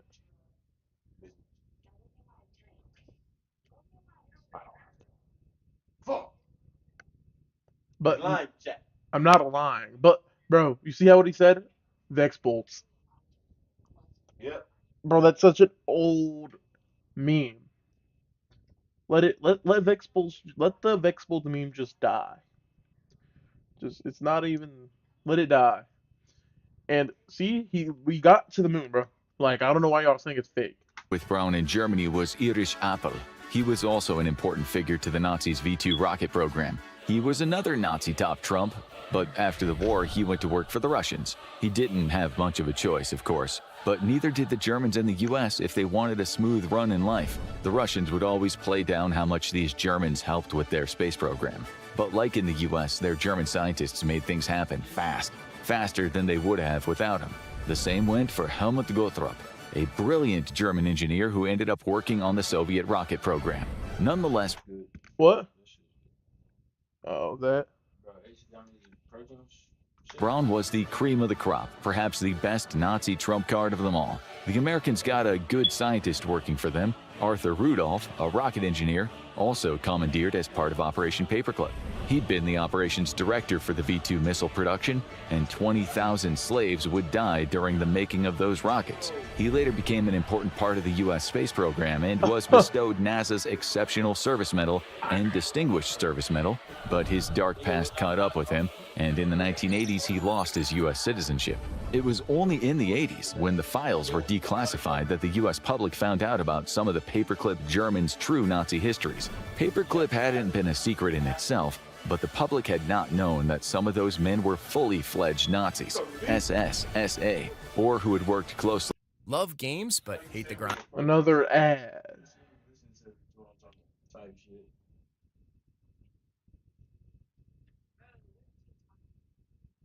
No, I didn't. Clyde, stop lying. I mean, Chance, stop lying, bro. Clyde? No, it was Chance, bro. I get my C's mixed up. Why did I mute it? Or accused war criminals, Himmler or Göring. Some were indeed war criminals or accused war criminals, as is detailed in Annie Jacobson's groundbreaking book, Operation Paperclip, the secret intelligence program that brought Nazi scientists to America. To conclude this chapter of the show, were the Americans desperate enough to win the Cold War, to take monumental risks to their prestige? Damn right they were. That's a point on the scoreboard for you conspiracy theorists out there. But don't get too confident yet. Moving on. These Nazis were incredibly useful. Some of them played a major role in developing the Mercury Redstone, the rocket that flew Ham, the American space chimpanzee, into space in January 1961. The U.S. had already flown fruit flies into space on captured German rockets in 1947. See, look. In 1947, they basically were in space, and they went to the moon. If you don't, bro, they literally went to the moon, bro. They went to the moon. So I don't know why y'all are saying it's fake. It's cause y'all want a conspiracy so bad. I feel like people just want to be in a conspiracy theory so bad that they just settle with this one. This is like the weakest one you could believe in, that the moon landing is fake. The moon landing is not fake. I don't care who says it. It's not fake. It's not fake. But Ham's success was altogether different. He learned to pull levers for banana pellets while avoiding electric shocks. He trained under the direction of the neuroscientist Joseph V. Brady at Holloman Air Force Base Aero Medical Field Laboratory. The training involved simple timed tasks in response to electric lights and sounds. He was taught to push a lever within 5 seconds of seeing a flashing blue light. Failure to do so resulted in an application of a light electric shock to the soles of his feet, while a correct response earned him a banana pellet. He was trained for 200 Monkeys are smart, bro. 19 hours during a 15-month period. He was reportedly tetchy after a 16-minute-plus flight, but he cheered up when someone gave him an apple. After his flight, Ham lived by himself for 20 years in a zoo in Washington, D.C. People wrote him letters. Some were answered by the zoo staff, signed with his fingerprint. In 1980, he was sent to another zoo to live with a group of chimps. He died in 1983 at the age of 26. Sending a monkey into space sounds kind of funny, but it was deadly serious at the time. In terms of the Cold War, it meant a lot. The Americans wanted to show that their free world capitalism was superior to communism. Space had turned into a propaganda war, and the Soviets had been winning up to this point. On March 3, 1957, long before the Americans thought about creating a space chimp, the Soviets sent Laika, a former stray dog taken from the rough and tumble streets of Moscow, into space on Sputnik 2. She became the first animal to enjoy an orbital space flight around the Earth. Well, maybe enjoy is a What's bad that? choice, but who knows? She didn't make it home alive. No apple for her. But in terms of propaganda, it was a shining feather in the Soviet Union's star-studded cap. The US had to catch up. The communists couldn't be seen looking more technologically advanced, lest more people in the world or in the US itself think communism was a workable way of living. In short, Laika's spaceflight was very bad news for America and do I its Western believe allies. that It was a aliens built propaganda the coup for the pyramids? Soviets. A British newspaper Like that? headline read, "Russia wins space race." Like, do I believe that it was made by UFOs? Okay, now that is something that you could get behind. But going to this moon, that is like, if you believe that they didn't go to the moon, you're crazy because they went to the moon. But yeah, I think that's something you could actually get behind is something like that. Is like an actual conspiracy theory that you can actually get behind. But this is just like you're just following what everyone else is doing. Just because a whole bunch of other people believe it doesn't mean you have to. However, the British public was upset about poor Laika, given their well-known love for pet dogs. Still, much of the propagandistic British news media focused on the cruelty of the... Forget everything you knew about Wargame. Bro, like, why did I pause it? Why am I keep getting ads, bro? Like, it's just like an ad communists, farm. those barbaric dog killers. Readers sent in letters saying the Americans and the British would never be so cruel. They certainly would, but they didn't have the technology to do so. The Soviets now looked powerful and technologically competent. What do you mean they're just trying to be different? No, if you believe the moon landing is fake, you just want to be like everyone else. When the British public was asked in the December 1957 poll who was winning the Cold War, 36% said Russia, and only 9% said the West. That was terrible news for the That's American bad. government and its intelligence agencies. It got worse. In 1960, the Soviets rubbed salt in American wounds by sending 2 dogs, 42 mice, a gray rabbit, 2 rats, and a bunch of flies into space. They all returned in one piece, this time after 27 hours and 5 revolutions around the Earth. dang. The Soviets were indeed Okay. winning the space. Yeah, bro. They were cooking up, and the United States was scared. Okay, now that's kind of sounding like... Oh gosh, this is not sounding good. Space race. There was at least some good humor going on between the beloved American leader John F. Kennedy and the wily Soviet leader Nikita Khrushchev. Khrushchev gave JFK a dog, Pushinka, which was the daughter of one of the Soviet space dogs. The CIA, of course, checked it for listening devices. Good news, she wasn't bugged. Neither did she blow up in Kennedy's face. But she was described as a little nippy. She even had puppies with the Kennedys' White House dogs, which they called the Pupniks. Some people thought, maybe peace on Earth is possible. It was all good fun, but there was a darker side. Ever since the Soviets had launched the first satellite into space, Sputnik 1, on October 4th, 1957, Americans had been fretting about the space wars, vehicles way above their heads, sending down bombs, even nuclear ones, to Earth. The Soviets seemed... Download the game. Why should I download it right now? But I'll play it on. Oh, I think I know what that game is. But I'll look into it after the video. 2 steps ahead. So if anyone was going... What? I just took a picture of the whole thing with Groff. That's it. And I just listened. You have to really... It's hard. I'm not gonna lie. You have to, like, read it, like... You have to read, like, what they say. It's hard. It's kind of hard. I'm not gonna lie. It took me a little bit. To deliver bombs from space, it was them. Space weapons were a real fear. Some of those Nazi scientists who were now working for the Russians and the Americans had already thought about the possibility of orbital warfare. During the war, they'd even come up with a concept for a sun gun. It's the homework that my friend has to do. An orbital mirror that could weaponize beams of sunlight. Spy satellites, kamikaze satellites, the possibilities were endless. On April 12, 1961, the Russians launched the cosmonaut Yuri Gagarin into space in the Vostok 1, Vostok 3 Ka-3. On a flight that lasted 108 minutes, he became the first human to leave Earth's atmosphere, much to the chagrin of the U.S. This again was not a good look for the Americans or the Western way of life. Gagarin might have waved to the White House during his trip when he said on the radio, "I'm continuing the flight, and I'm over America." Talk about rubbing it in. The Soviets, of course, made a song and a dance about it, hailing it as a victory. Like, bro, yeah, they were cooking up, bro. They were putting all their money into that space program. Like, bro, they literally put a person in space before anyone else did. That's pretty cool. And a triumph of Soviet science and technology. It was, and their propaganda machine let everyone know. JFK sent his congratulations, but the American media was concerned. When Kennedy was asked in a news conference when the US might accomplish the same, he said, "They've been ahead of us. That we expected that they would be first in space, orbiting a man in space." He admitted on live TV, "We are behind." He added, "The news will be worse before it is better, and it will be some time before we catch up."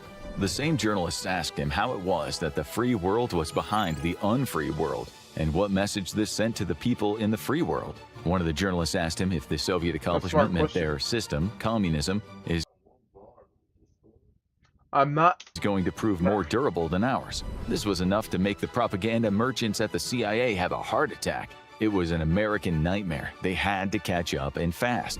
The US was losing the propaganda war on many levels. As one researcher later put it, the Soviet feat sparked waves of panic about American military and technological vulnerability. Matters would only get worse when a week later, the CIA-made invasion of Cuba at the Bay of Pigs turned into an embarrassing disaster for the free world Americans. This was really a bad time to be an American propagandist, so space mattered. It mattered a lot. The Chinese communists were delighted, of course. In a joint statement with North Korea, they called it a brilliant symbol of triumph of socialism and communism. India's Prime Minister Jawaharlal Nehru took a non-alignment.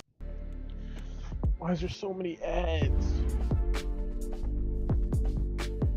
Stance with both sides of the Cold War and called it a great victory of man over the forces of nature. India wasn't communist, but each word he said still hit American propagandists like a Soviet hammer to the head. The CIA's arch-villain Fidel Castro of Cuba said it was a victory of all mankind, the greatest hope for the destinies of freedom, prosperity, and peace. The US had previously claimed that it was spreading freedom, prosperity, and peace around the world.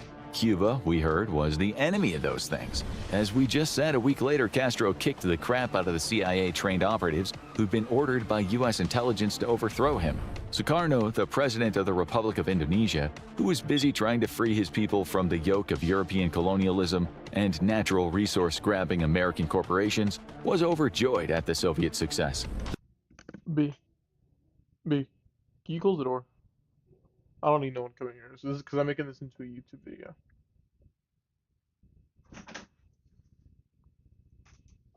Stop, Shane, stop. The CIA and British would soon overthrow him and replace him. What? What was? Oh.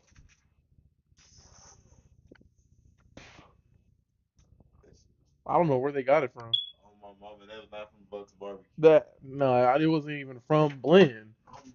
And with a genocidal tyrant sympathetic to American and European business interests. But for now, Sukarno got to say the Russian man in space was a delightful event that opens up new prospects for human thought and activity, which will be put at the service of the progress and well-being of people, international peace as a whole. Oh boy, was he wrong about peace, especially concerning his own country. So, to reiterate, for the US, the Russians sending a man to space was like being kicked in the balls by a commie elephant. The world watched on as communists claimed victory after victory. It was a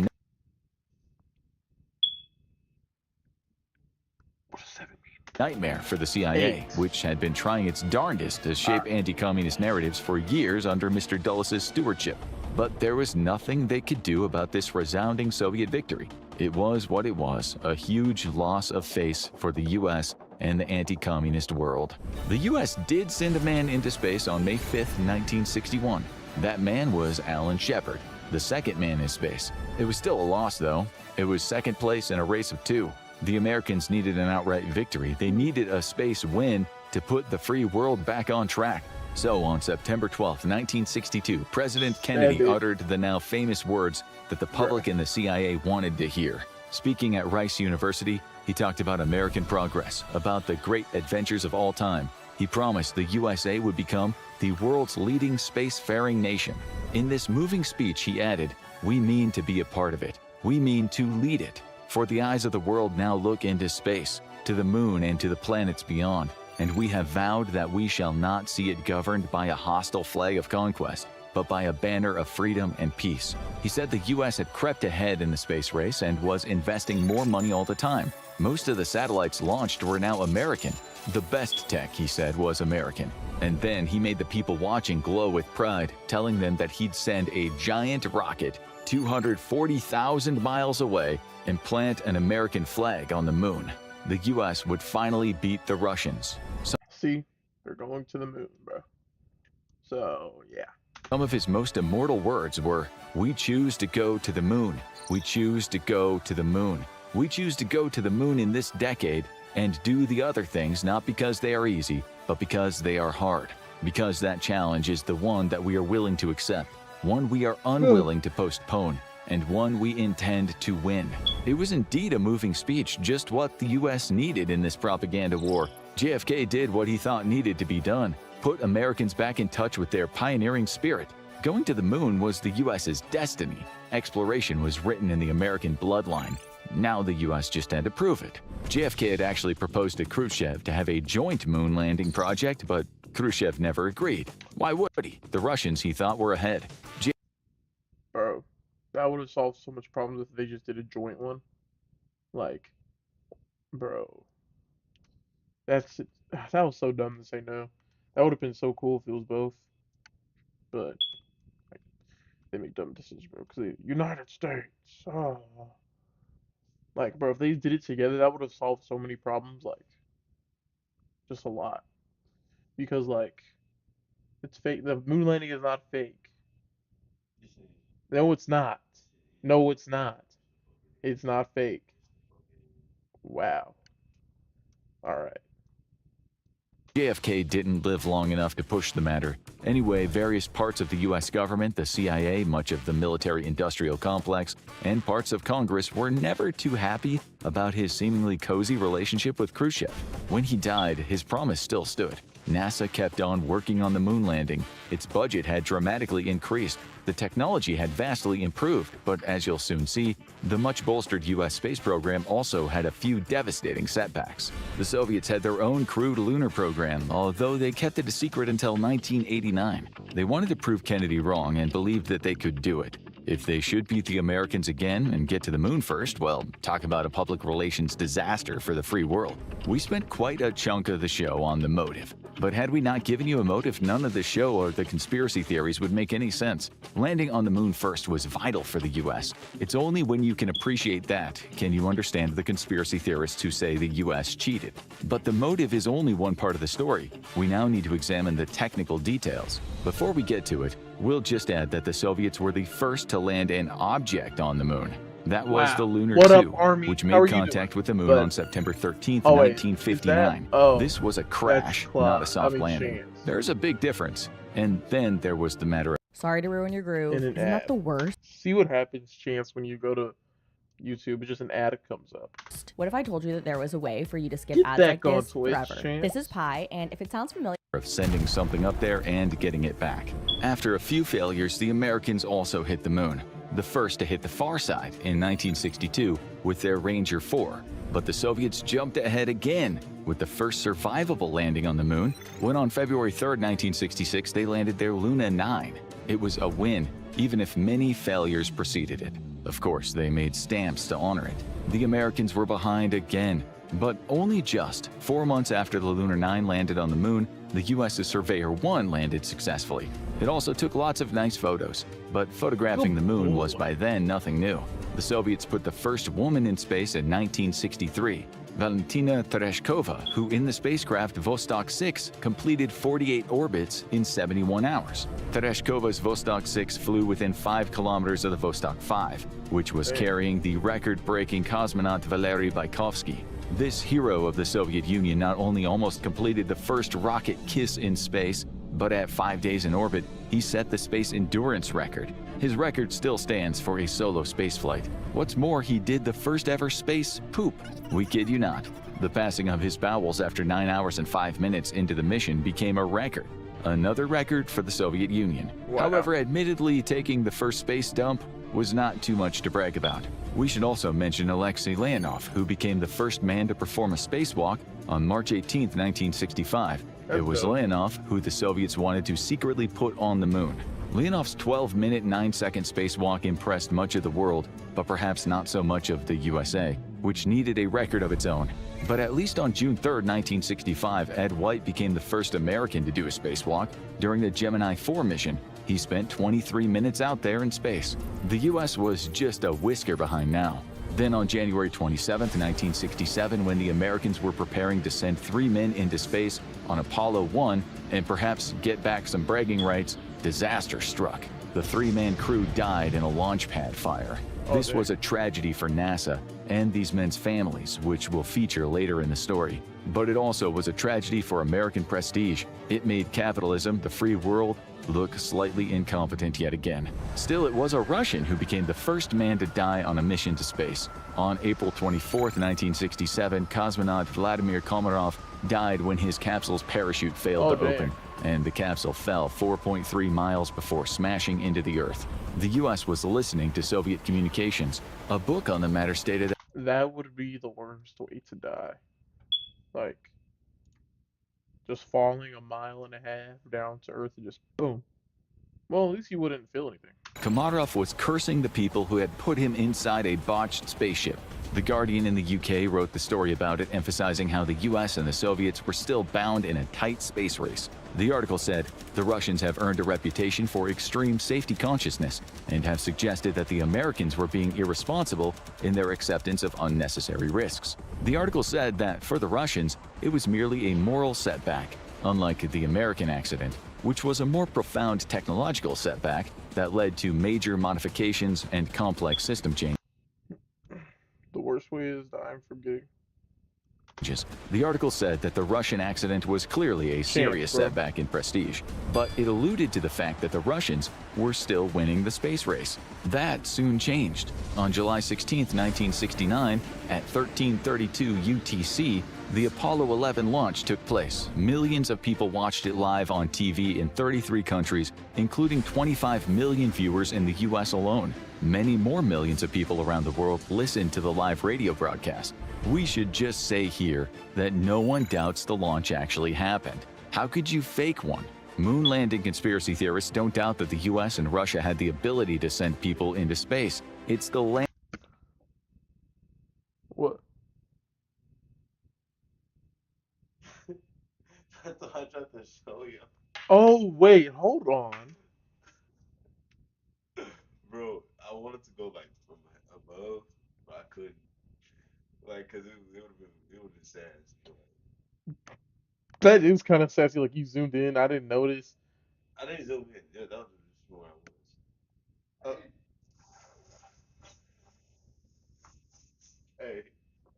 Hey. That is landing sad. part, that hard That's what Clyde told me too. Remember that? Okay, let me stop. Part that they doubt. Inside the space shuttle were Commander Neil Armstrong and lunar module pilot Buzz Aldrin. The third This game, alright, lock in. You're not ready for. astronaut who's not gotten as much love as the others was Michael Collins, the one who flew the Columbia Command Module, as the other two hopped about on the moon. As you know, the powerful Saturn V rocket, built in part thanks to Mr. Brown's brains, powered the men to the moon as they sat in the command module. It took the guys 4 days, 6 hours, and 45 minutes to reach the moon's orbit. Their top speed on the journey was 7 miles per second, or 25,200 miles per hour. The rocket had 3 parts for 3 stages. Each stage would burn its fuel and then separate, and then the next stage would take over. The used stages fell into the North Atlantic Ocean. Collins later explained, staging it's called, and it's always a bit of a shock as one set of engines shut down and another 5 spring into action in their place. Yeah, that would be We're scary. jerked forward against Would our you guys- straps. Would you guys want to go to space? Be honest. Would you want to go to space, Chance?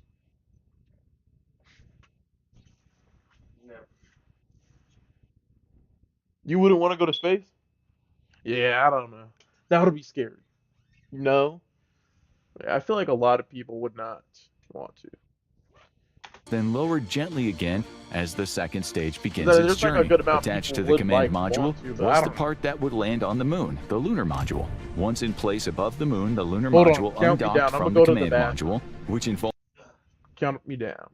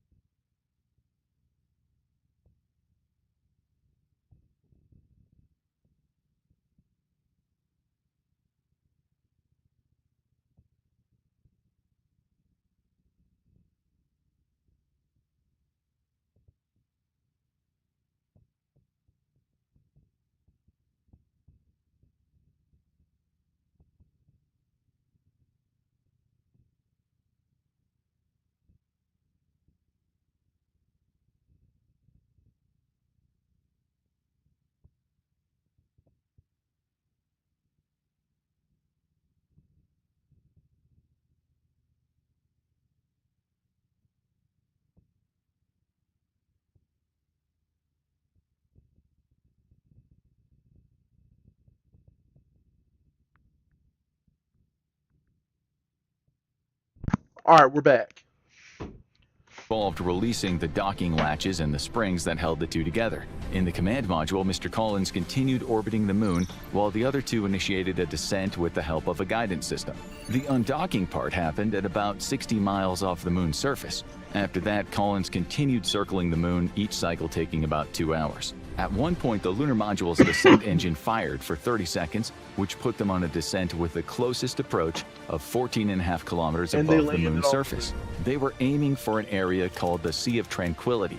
None of this was easy. It was the one thing that everyone was most Me. People saw the ship, the rocket take off. What do you mean? What's that mean? They've seen it go into space. What do you mean, cap? There were people watching it. There's a video. There's people. From home. No. There's people also watching it in person. I know. But Bro, it's not a fake. Bro, the moon landing's not a fake. Bro, because bro, if it was fake, United States, you know how the United States is, bro. They're so secretive. They would have made the fake look so real that it had to be fake. That it look okay. I believe that's real because it's not fake. in a war with fucking Russia on whoever who was gonna get their first answer live, bro. So they thought they were nice, bro. That's a lot. That okay. That's the only thing that could probably get me. But like, bro, They lied, bro. and it's not fake. This video is boring. I don't care. It's going into a YouTube video. I'm sorry. You're the one that wanted it. I'm sorry. So I'll make it into a YouTube video. Too bad. Maybe some people on YouTube want to watch the video, so I'm not gonna end it, buddy. concerned about. It's what the Soviets hadn't yet done in a manned spacecraft. Armstrong and Aldrin were able to hover close to the surface, making sure the computer had them landing at a good place. If anything went wrong, they'd be able to jettison from the descent stage, and by using the ascent engine, climb back into orbit. They'd land at about 3 feet per second by carefully using these controls, which was a bit trickier than we've explained. At one point, they received a Wasting hours grinding in single player? Oh, another With Wiimote, ad, you can hit like- skip on the boring stuff like endless farming. program alarm. Armstrong told Mission Control back in Houston, it's a 1202. He said to You Aldrin, don't- "What bro, is it?" The answer was the stop. Apollo guidance computer was saying that the processing system had been overloaded. Armstrong later admitted the unknowns were rampant, and there were just 1,000 things to worry about. He took over the manual controls, the fuel was running out, and they didn't have a safe place to land. 700 feet, said Armstrong, to which Aldrin replied, pretty rocky area. Aldrin later said they probably normally expected us to land within about 2 minutes of fuel left, and here we were, still 100 feet or 30 meters above the surface at 60 seconds. Armstrong asked, okay, how's the fuel? To which Aldrin replied, 8%. Knowing that they were on the verge of something terrible happening, Armstrong declared, okay, here's looks like a good area here.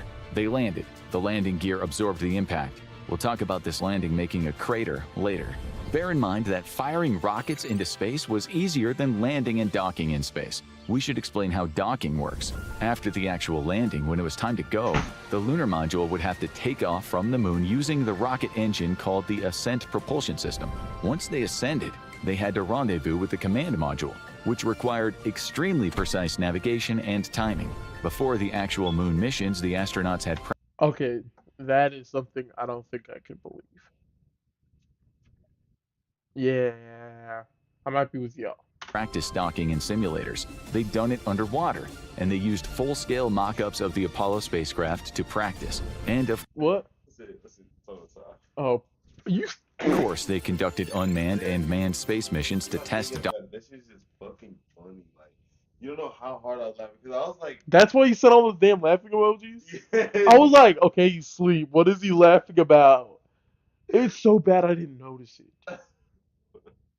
exactly. I was like, Oh my.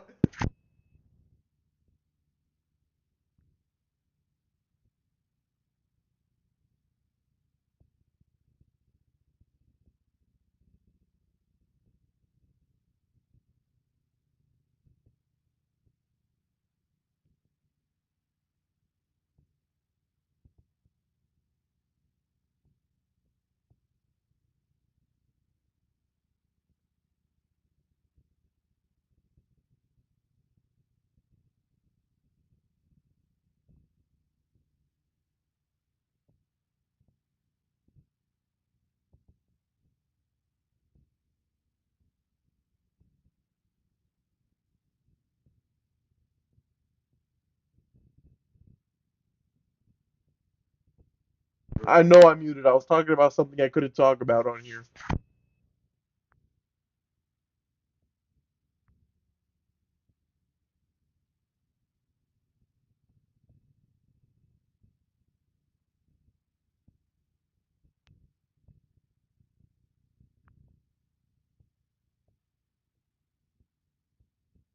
Docking procedures in prior space missions. In real life, the two modules adjusted their orbits, and then, with the help of ground control, they were aligned. They slowed down and switched on the module's docking mechanisms. All of this was carefully monitored for a smooth docking. We're sure you've seen it in sci-fi movies. It's all very complicated how they managed to get together, explained in detail on NASA's website. There are transcripts that cover all the process, which involved a lot of burning, radar, and computers. There are lots of photos of the modules getting closer and closer together. In the technical debriefs, you can read parts like this. We stopped the braking phase at 50 to 100 feet, ensured that both vehicles were in a docking configuration, and at this point we ran into a problem that we wouldn't have anticipated pre-flight.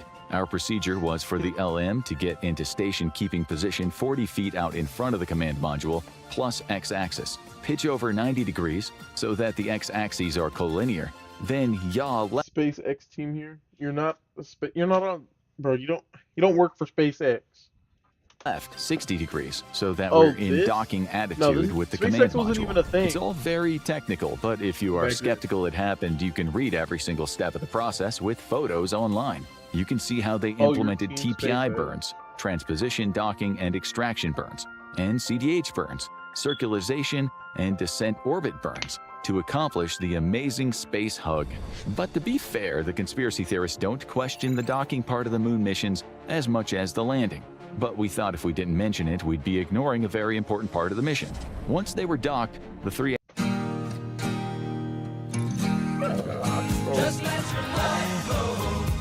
astronauts got in. It's been a thing for 60 years. It has? I thought, no, it hasn't. You're lying. Let me look it up on my phone.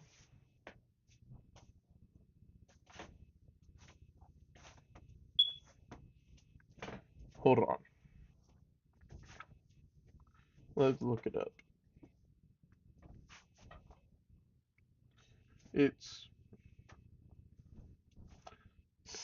SpaceX.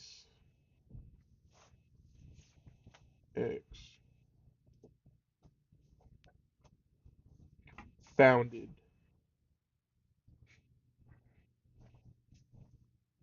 Why is it only saying?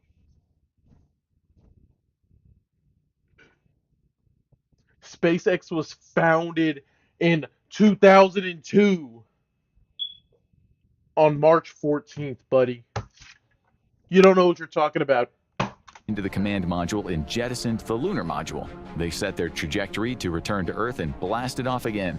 It is the service module that houses the main propulsion system, the service propulsion system. When they got closer to Earth, the service module was jettisoned to burn up in the Earth's atmosphere or fall into the ocean, while the command module with the astronauts on board headed for splashdown in the ocean with a parachute stopping them from being broken into little pieces. The command module didn't burn up as its re-entry heat shield protected it. They landed in the Pacific Ocean at 12:50 p.m. on July 24th, 1969. Okay, now let's go back to when they landed on the moon. Armstrong said the famous words, "Houston, Tranquility Base here, the Eagle has landed." The Eagle was the name of the lunar module. The guys prepared themselves for their moonwalk. About 4 hours later, at 2:56 and 15 seconds Universal Time on the 21st of July, Armstrong, with 500 million people watching from all over the world, said, "That's one small step for man, one giant leap for mankind." Mr. Aldrin followed and took the second small step for man at about 19 minutes later, quite poetically calling the lunar surface Magnificent Desolation, which could have been the name of a Bob Dylan song. He and Armstrong unveiled the plaque located behind the ladder. It read, "Here men from the planet Earth first set foot on the moon, July 1969 AD. We came in peace for all mankind." What an amazing accomplishment by NASA, the USA, and the free world. Make no mistake, the CIA propagandists were jumping for joy.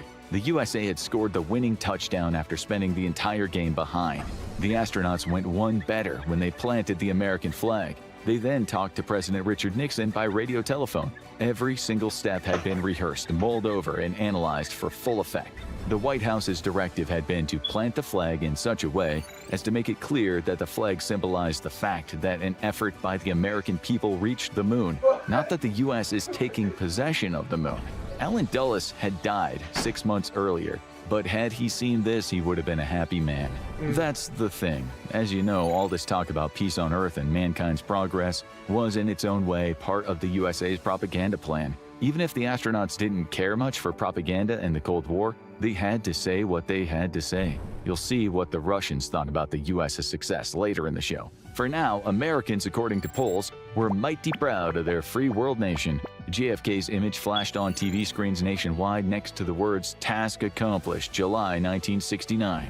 The US had won the space race. Democracy had won. We're not being overly cynical about the propaganda aspect being so important. JFK had been told by advisors to make no mistake, this is a must-win battle in the Cold War. Many years later, Aerospace America admitted Apollo was an exercise in Vegetables don't propaganda, scare me. sending to the world and ourselves a message of American superiority and exceptionalism. It wasn't as if the average Joe in the US or in Britain was saying, "Oh great, this is of profound symbolic significance regarding the balance of power in the world and how perceived technological prowess can act as a strong propagandistic tool to persuade people that one side of the current political schism is superior." But that's what the CIA was thinking. It was the reason why the US spent something like the modern equivalent of $280 billion on the Apollo program. By 1965, NASA's budget was almost 5% of all the US government spending. Bear this in mind as we go on.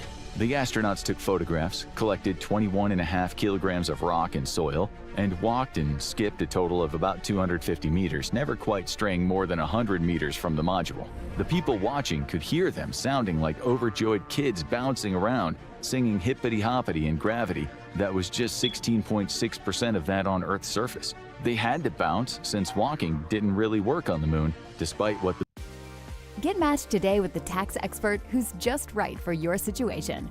They'll do your taxes from start to finish. band The Police might lead you to think. We have a question, though. A question the skeptics have said is proof that the moon landing was fake. Where were all the stars in the photographs? According to NASA's images, there was just blackness out there in space, and everyone knows there are quite a few stars in the universe, perhaps 200 billion trillion, about 100 billion to 400 billion in our own humble galaxy, the Milky Way, and anywhere from 2,600 to 4,500 that we can see from Earth on a... Bro, the camera couldn't pick it up. It was an older camera, a little older camera. Like, you know how when you put your phone, even though this is like a new phone, 15, like, bro, it will get the stars, but like it's like faded, like the stars are really, really faded. Like, bro, it's an older camera than that, so of course the stars are not going to show up. Clear night. Well, that's weird, say the conspiracy theorists, because in those photos, there are none, zilch, and you can't get a much clearer view than from the moon, where there is no atmosphere to get in the way of stargazing. Not in one solitary moon photo will you see a star. The theorists have said that this might be because the fake landings were conducted in a studio. Perhaps, they say, someone forgot to turn the lights on behind the black screen, which would be pretty strange given you think some of the most intelligent people on the planet, U.S. intelligence, and their NASA scientist buddies... Like, yes, exactly. Like, bro, the United States is so smart, they wouldn't even make a mistake like that. They wouldn't make a mistake like that. Bro, the United States is so smart, they wouldn't even make a mistake like this. Like, a stupid mistake like that. Bro, if it was fake, the stars would have showed and be like, oh, then y'all would say, oh, how would the stars have shown? How would the stars show? The camera is so old. And then that's all y'all say. So y'all it's just like, bro, just get over it. It's real. Oh my gosh.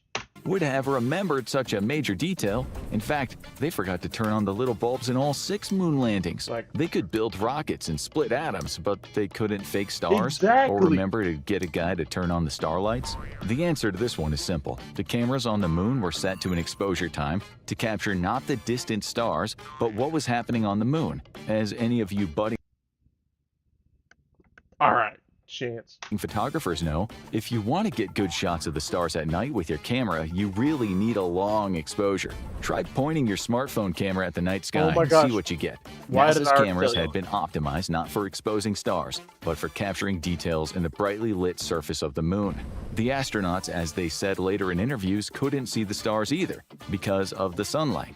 Some of you are now thinking, that's too easy. We're strawmanning the argument. Okay, let's move on. As you know, there is no wind on the moon. Unlike Earth, the moon doesn't have much of an atmosphere. It has some atmosphere. But the moon's atmospheric pressure is about 100 trillion times lower than Earth's atmospheric pressure at sea level. You can call that almost non-existent. Certainly not anything near enough to make a flag flap in the wind. Oops, looks like the CIA and NASA messed this one up again because that flag on the moon definitely ripples in the photos and the videos. Yet again, it seems like someone messed up. Did the caretaker at the movie studio leave a door open? Or did someone turn the AC on since it was getting so hot for the astronauts in those fake spacesuits? And what about Aldrin and Armstrong? Surely, if they were part of the conspiracy, with likely a team of hundreds watching them, how come no one said, dudes, close the door, the flag is rippling? What kind of god-awful conspiracy team are you? And then the director would have shouted, flag scene, take two. Obviously, he or she didn't. Actually, even though we are jesting here, the flag in several videos seems to flutter a lot, so it's only reasonable that people would question it.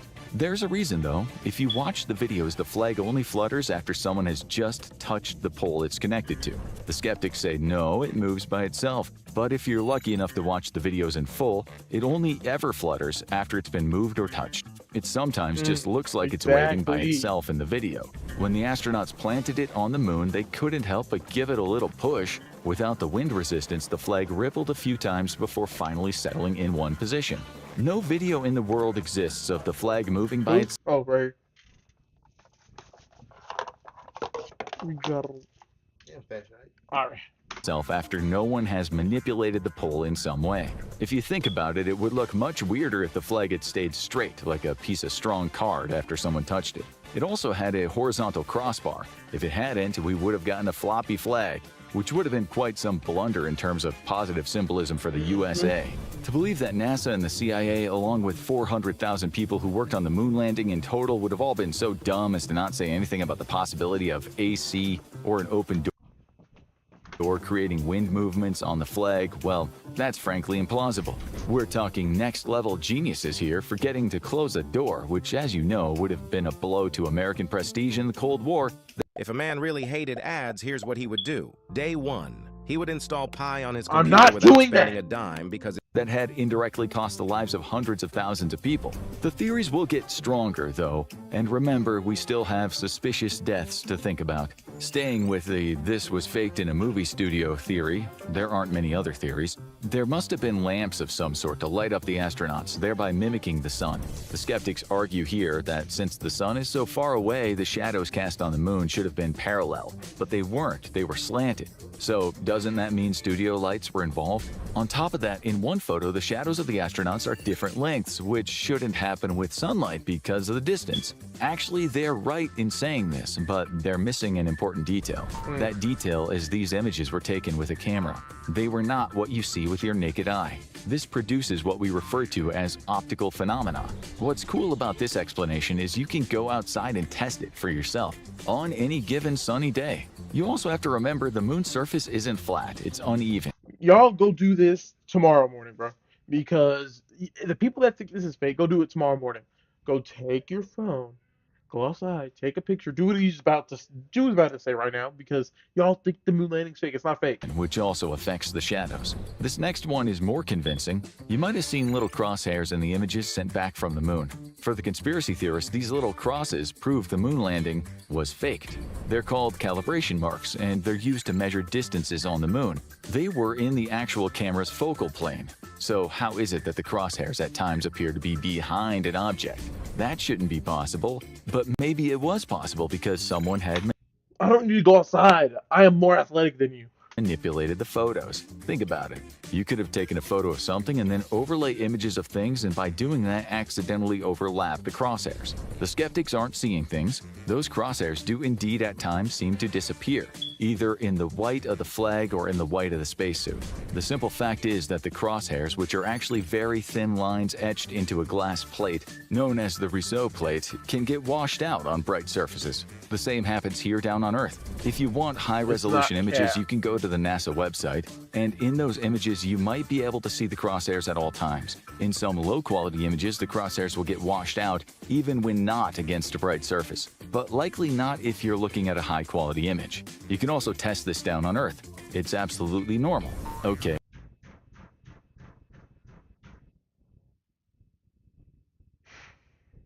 Football's harder than soccer. That's all I'm gonna say. This next one is exciting. We like this one. I mean, all y'all need is more stamina and to be fast. That's all you need to play soccer. Football, you need a lot more than that, pal. As we told you, when the astronauts from Apollo 11 arrived on the moon, they hopped and skipped around, which you'll remember was because things on... Yeah, don't do that. Don't do that. What up, Stream? What up? Tell them put something for the game, man. Yeah. Put something for the game, man. Yep. What up? Come on, G. Let the man shoot. All right.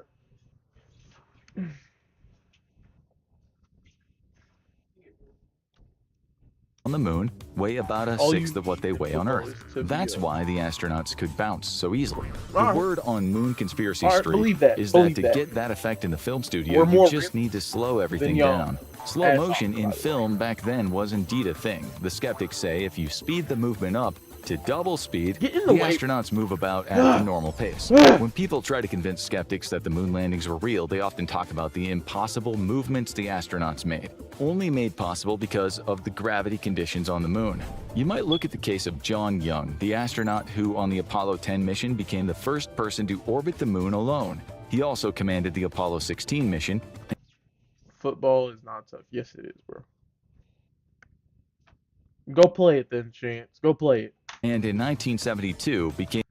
Go try and play football, Chance. Little shit. Exactly. You guys stole our name? What do you mean our name? It's not even your name, bro. You're not from the UK, pal. Or was soccer made in the UK, right? Yeah. Maybe, I'm not sure. I'm pretty sure it was, because it was like a... Y'all don't use feet. What a...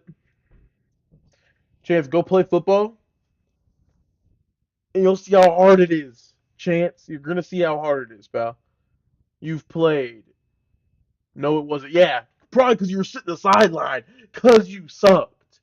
That's easy, bro. Sitting the sideline is easy, pal. You sat the sideline. You're not good.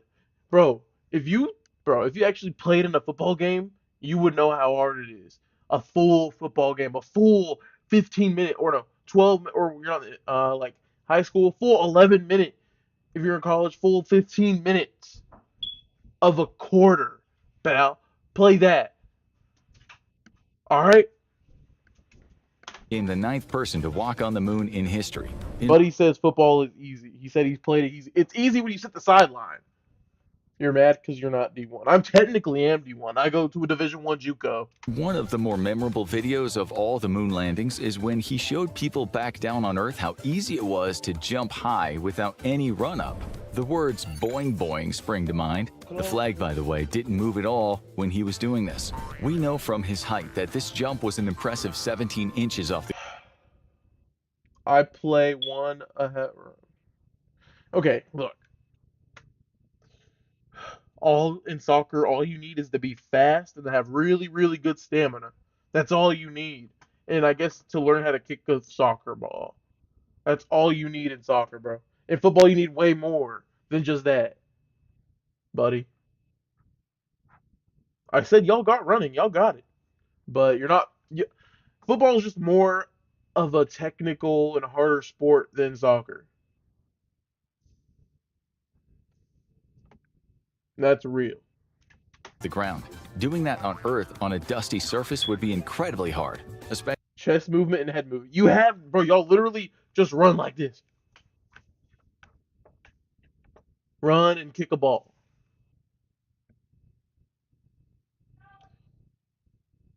You know how to okay, bro.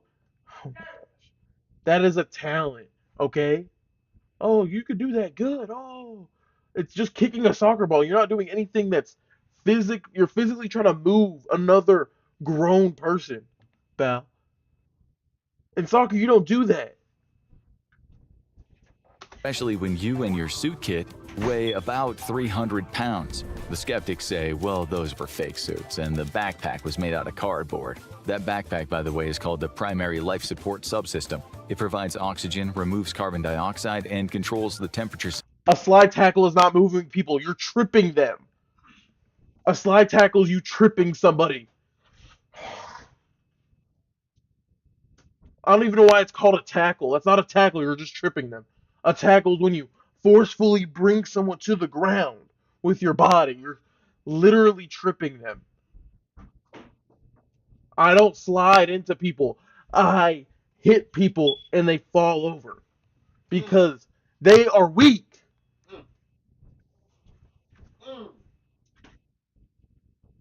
We have better jukes. No, you don't. All you do is kick a... Oh, well, I mean...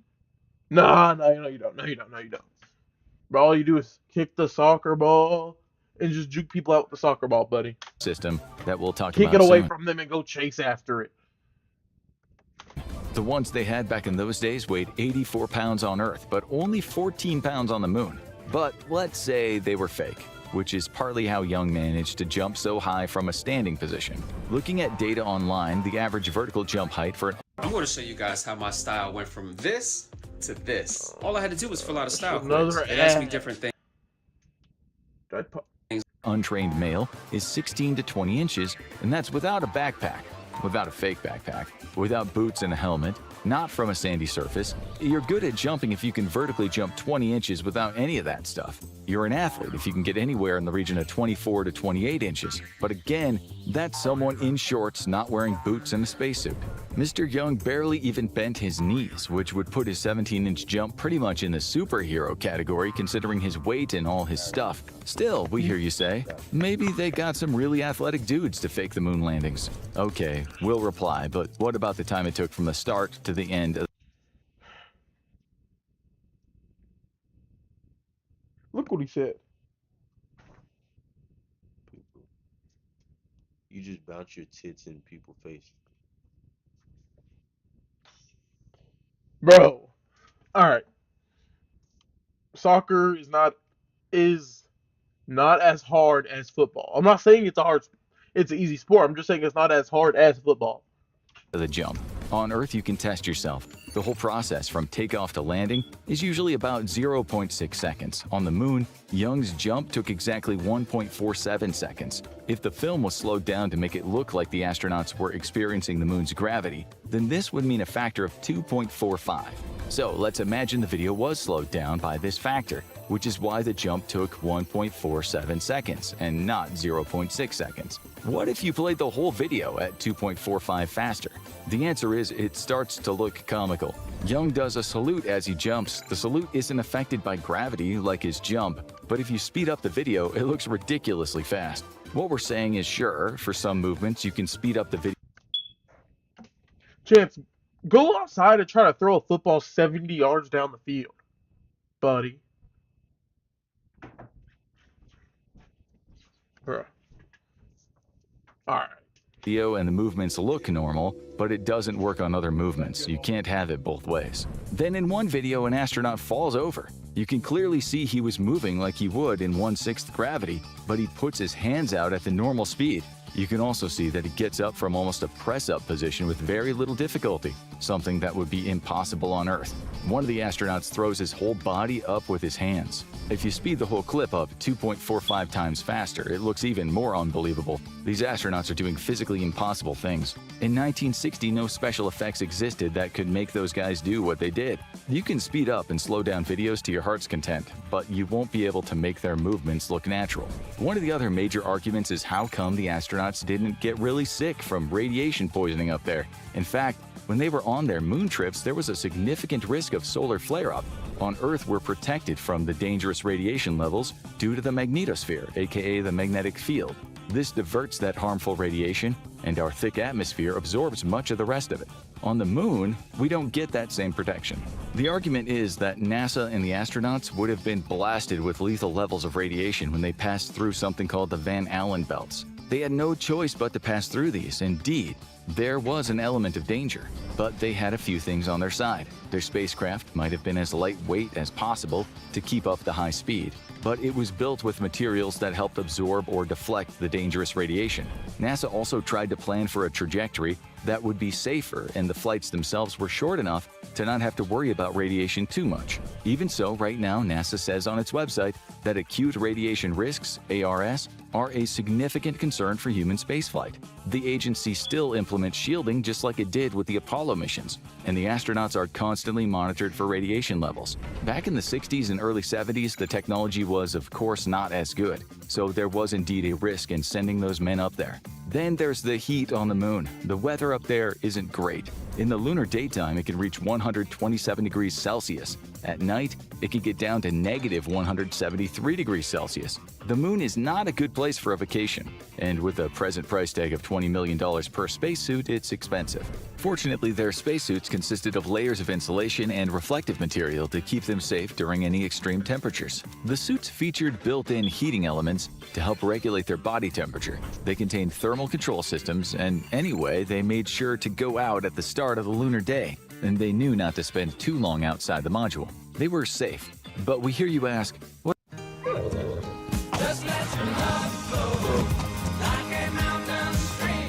What about the equipment they used? Didn't their cameras include celluloid film, which doesn't do so great when it's as hot as the inner circle of hell? This is actually a very reasonable question. The film we use down here on Earth would be useless when it's super toasty.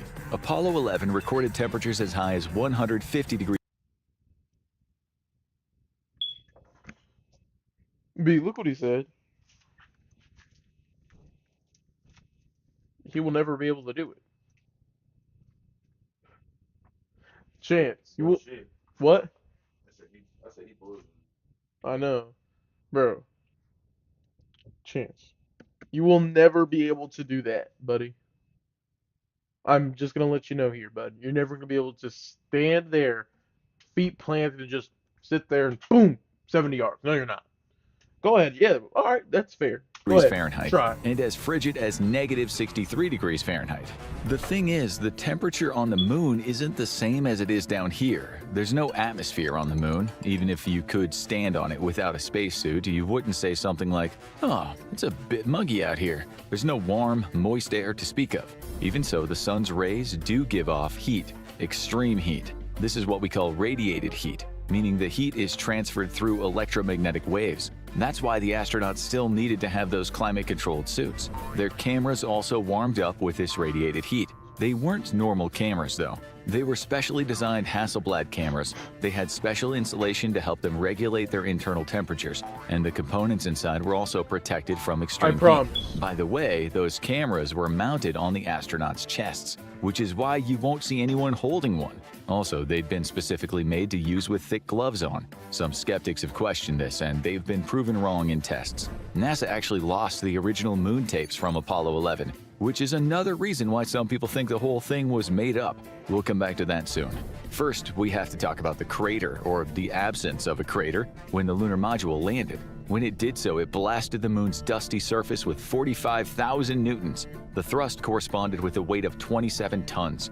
That amount of force should have left a clear crater, say the skeptics. Do you remember the skeptic Bill Kaysing, the guy who kicked off the moon landing conspiracies to a large extent? He once said, in all pictures of the LEM on the moon, there is absolutely no evidence of a crater. I promise, Chance, if you could throw a football 70 yards standing flat-footed without stepping into it, I will do a bicycle kick. All right? Crater underneath the engine. If indeed the module had landed on the moon, the engine would have blasted out a substantial hole in the dust-like surface of the moon. He should have known what he was talking about. He left the right. What? He's like actually like 18, he's quarterback, cold as fuck. Nah, he's not real. Chance is AI. Yeah, he has to be AI. He's not real. Yeah, he's AI. No, you can't go back and throw. I said you have to stay flat-footed and just chuck it 70 yards.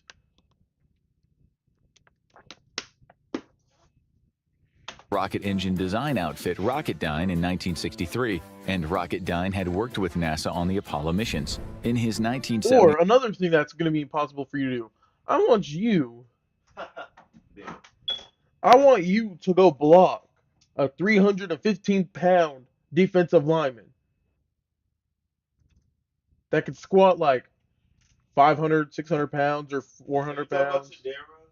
Or anyone. Really anyone.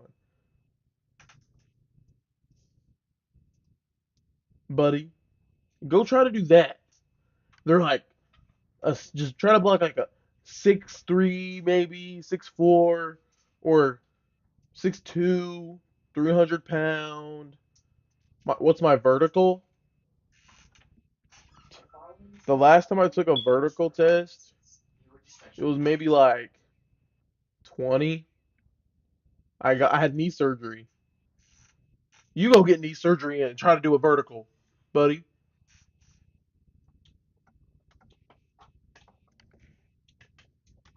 book, We Never Went to the Moon, America's $30 billion Swindle, Casing said that scientists at Rocketdyne had told him that the U.S. did not have the technology to fly someone to the moon and back, and the radiation would be far too dangerous. In a Fox documentary, he also said, the fact that there is no blast crater under the LM is one of the most conclusive pieces of evidence that I find supporting the hoax. There are a few reasons for no crater. One is that when the module landed, or just before 5.6 feet, it was actually turned off due to the reduced gravity. This made the module weigh much. I have a broken arm and I'll beat your vertical. Alright, that's cool. Because you're not 6'2" or 300 pounds. You're not. Alright? You couldn't do that at what I'm at right now. Much less. It also floated down, moving laterally, not straight down. As one astronaut said, the landing was quite gentle, rather than a huge blast down. Furthermore, given that they landed in a vacuum, there wouldn't have been the same turbulence if they landed under Earth's atmospheric conditions. This is also why you didn't see the great plumes of dust when they landed. In NASA sketches prior to the moon landings, artists depicted a crater below the module. What's up with that? Well, that was artistic license. It was to make the picture look dramatic. In one sketch, they also put the Earth and lots of stars. Nothing like how it would look in reality. It was much prettier that way. You have to ask yourself, if NASA really faked the moon landings, wouldn't they have made the sketches look like the staged version? As we've told you many times, American prestige was at stake in the Cold War, and that meant everything to the American politicians and intelligence. You'd have thought that they could have made the sketches match the actual fake landing, given quite a few people in Russia would have been looking out for such inconsistencies in order to shame the US. As you know, NASA lost the original tapes from the Apollo 11 landing. These were special telemetry data tapes, which were in short supply. NASA lost them, and it might well have taped over them. Of course, the whole world watched the landing, so videos... Here's everything you need to start playing D&D online. First, a group of friends. A group of 4 to 6 players were exist, but not the NASA originals. Some skeptics have said that your vertical is not 32 inches, pal. It's not. If we had those original tapes, we'd be able to analyze more closely the scam that the moon landings were. The thing to mention here is that while those tapes are indeed missing, the originals from the other subsequent moon landings still exist, so we can analyze them to our heart's content. It makes no difference that the Apollo 11 tapes are missing. Skeptics have also said that astronomers have failed to show the landing equipment, including the fuel tanks, that NASA left on the moon, which is proof of a conspiracy. They say we have a really good telescope, so why can't they see the stuff NASA left up there? Firstly, looking at things that are far away isn't easy, not when you're looking for relatively small things. We're not talking about looking at stars here, but relatively tiny pieces of equipment. But over the years, photos of NASA's artifacts have been taken, recently by Chinese and Indian lunar probes, so the theory has bitten the dust. A broken arm is not going to affect you jumping in a vertical. Buddy, you could still do this with a cast on and jump. You're just too big. Dust. There's also the theory that the moon rocks NASA collected are fake, with people going as far as to say when von Braun was sent to Antarctica in 1967, he picked up rocks to be used as fake moon rocks. The story goes that he was under pressure since the US threatened to reveal his Nazi past if he didn't do the job. It's a cool story, we like it. He did indeed go to Antarctica, but NASA said his mission was to look into environmental and logistic factors that might relate to planning future space missions and hardware. It's highly unlikely that he would have refused to go anyway. His whole career was at that point with NASA, and he was already a hero, although given his past, an unlikely hero. As for the rocks, countless scientists have written in countless papers about their unique lunar traits. Surely, NASA hasn't managed to get all these scientists on board with the conspiracy. Some people say NASA's moon rocks were just meteorites with a lunar origin. This can't be true for 380 kilograms of rocks that were collected on the Apollo missions. Scientists and collectors have only managed to obtain about 30 kilograms of lunar meteorites throughout modern history. So why does NASA have so many moon rocks? One of our favorite theories is the photo that shows a studio light in the helmet of the astronaut Alan Bean. This is the Apollo 12 picture, AS-12-49-7281, which Charles Pete Conrad took during the second moonwalk that took place on that particular mission. If you look closely, you can see a row of dots in the visor. These skeptics have said that the dots are, in fact, a row of studio lights. At first glance, it sounds believable, but if you zoom in, you can see the dots are not evenly spaced. They don't look anything like lights. They look more like scratches. Visor scratches were actually quite common on Apollo missions. The moon dust on the astronauts' gloves would scratch the protective visor when they moved it up or down or to the side. Talking about dust, when the astronauts walked around, they left footprints. Those footprints are still there because there's no wind or rain to get rid of them. NASA's Lunar Reconnaissance Orbiter actually captured photographs of all the Apollo landing sites, and the footprints were still there. There's another photo, this time from the Apollo 11 mission, which skeptics have said you can see two studio lights. Again, it would be downright unusual for some of the most intelligent, and in the CIA's case, conniving humans, to make such a glaring, pun intended, mistake. Firstly, if this photo were the result of different spotlights, there wouldn't be shadows that show there was only one light source. However, better evidence is the fact that you can use high-quality images and zoom in on those lights to clearly see the effect that comes from the sun and the camera. The actual lights you can see are not studio lights, but lens flares, which are completely normal. To be fair to the casual conspiracy theorist, at first glance, it does look like unnatural light. Any photographer will tell you that they have this problem with sunlight all the time. It's completely normal and can be tested by anyone. Now let's focus on the less technical stuff again, which we think is actually the strongest case for the conspiracy theory about the moon landing. Put it this way, if the CIA and NASA wanted, they probably could have faked the moon landings. The question is, could they have kept it hidden? You may think that an adult that can't stop watching the But P that's word what I'm looks saying, something like bro. this, but Bruh. this is what they really look. Given the hundreds of thousands of Why am people I who worked getting on the that? project, thousands of people worked as engineers, scientists, and technicians. And then there were administrators, support staff, and people who worked in design, research, and testing. Even the cleaning staff or the public relations department would have smelled a rat. Surely, someone would have squealed, and if so, welcome to the CIA's wet affairs assets, who, during the Cold War, were often hitmen from organized crime outfits. Bill Kaysing said the CIA murdered the people who were considered dangerous in terms of telling the truth about the moon landing, which, if you've read the agency's assassination manual, it might not seem as crazy as it sounds. Kaysing went as far as to say that the reason the Apollo 1 astronauts died in that terrible fire was because they were going to let the cat out of the bag. In this case, the cat was NASA's inability to land on the moon, which would mean losing the propaganda war with Russia. Several NASA astronauts did die around the time of the moon landings, and just after, mostly in flying accidents, which at first glance does look quite suspicious. But if you look at the Russian space program, those guys also lost a number of astronauts at the time in flying accidents. Flying next-generation planes is dangerous business. One of the US pilots, Michael Adams, died flying the hypersonic rocket-powered aircraft the X-15. He flew to the edge of space, traveling at speeds of 4,520 miles per hour, which, as you can imagine, always carries risks. Still, he had no direct connection to the Apollo missions, so why he's sometimes discussed in the same breath as fake moon landings is unusual. He was just unlucky that his plane's airframe came apart when he was 60,000 feet in the sky. Like most of the others who died around that time and could be linked to NASA in some way, he'd not annoyed anyone or threatened to blow a whistle, he just had a dangerous job. But there were 2 deaths that we should discuss in detail since they do have a whiff of conspiracy about them. At first glance, they look a bit like the result of Cold War skullduggery. The biggie is the death of Thomas Barron, a NASA safety inspector who at the end of 1966, in a 55-page report, said that he had seen all kinds of safety issues, negligence, poor workmanship, and a general lack of safety protocols at North American Aviation, the biggest NASA contractor for the Apollo spaceship. After the Apollo 1 disaster, he was very critical of NASA and said so in the report. He made it sound like NASA was never going to get to the moon, music to the ears of the Soviet Union, anathema to the CIA.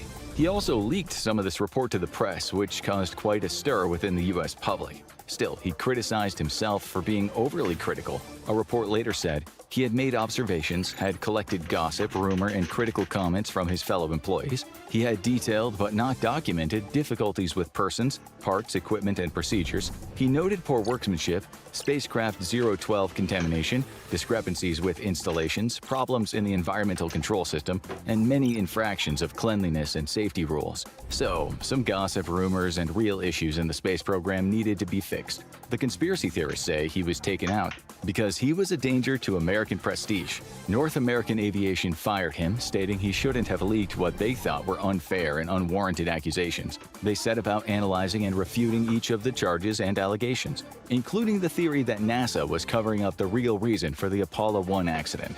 But what if Barron fought back? What if he had information that NASA and NAA didn't want him to expose, more than he'd already told the press? If the CIA was indeed considering constructing a fake moon landing, it looked pretty bad that Barron was now saying, rather than being able to send men to the moon,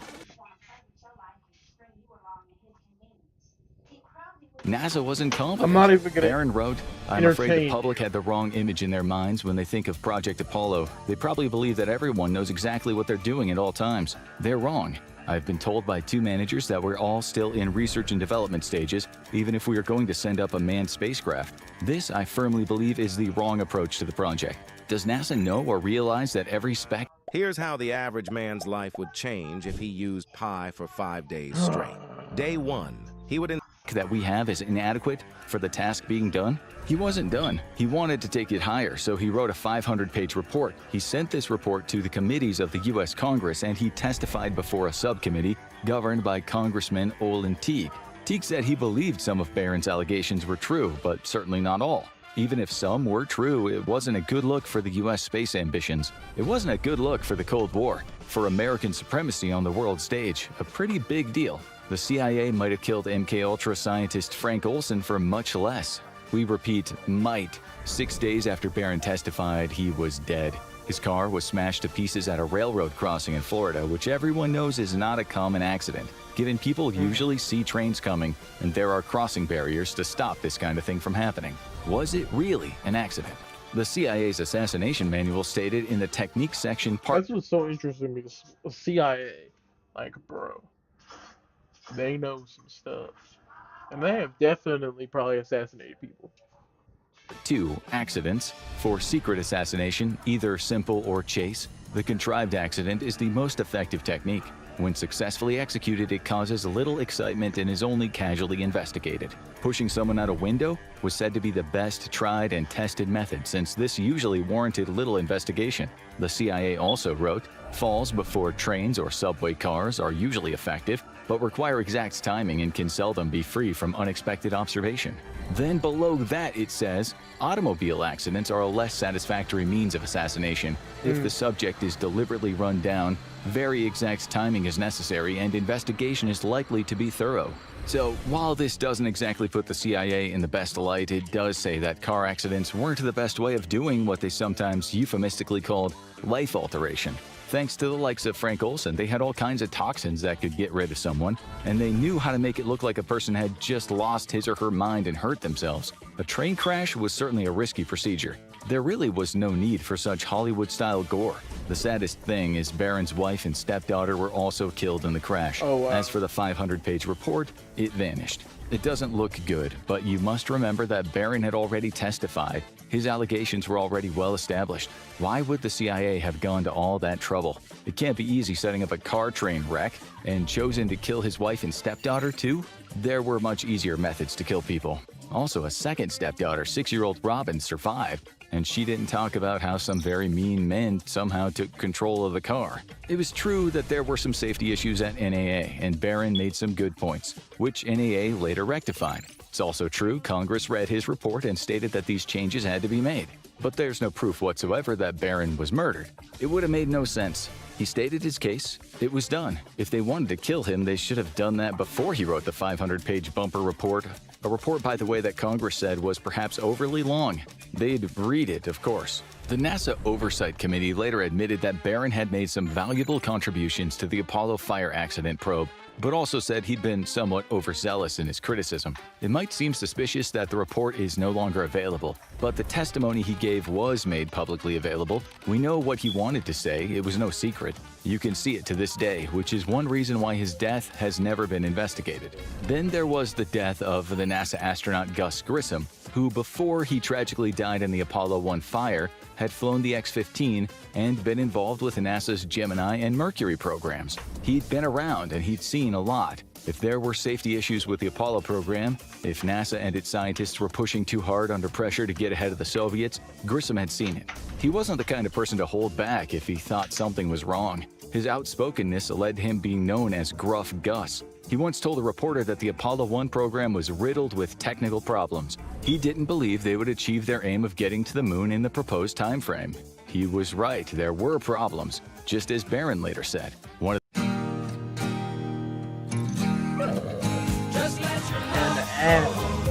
of the backup astronauts, Walter Cunningham, who also was outspoken, once said, "We knew that the spacecraft was, in poor shape relative to what it ought to be. We felt like we could fly it, but let's face it, it just wasn't as good as it should have been for the job of flying the first crewed Apollo mission."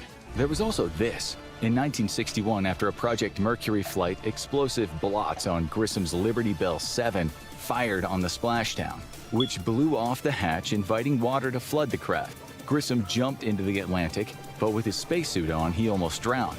We may never know exactly what happened. Grissom said he hadn't caused the issue. In his own words, he said he didn't screw the pooch, meaning panic and push the button that blew the doors off. Still, some people believed that he had indeed panicked. His fellow Mercury astronaut, Wally Schirra, at least backed him up, saying, "I know it was something mechanical, not Grissom's fault."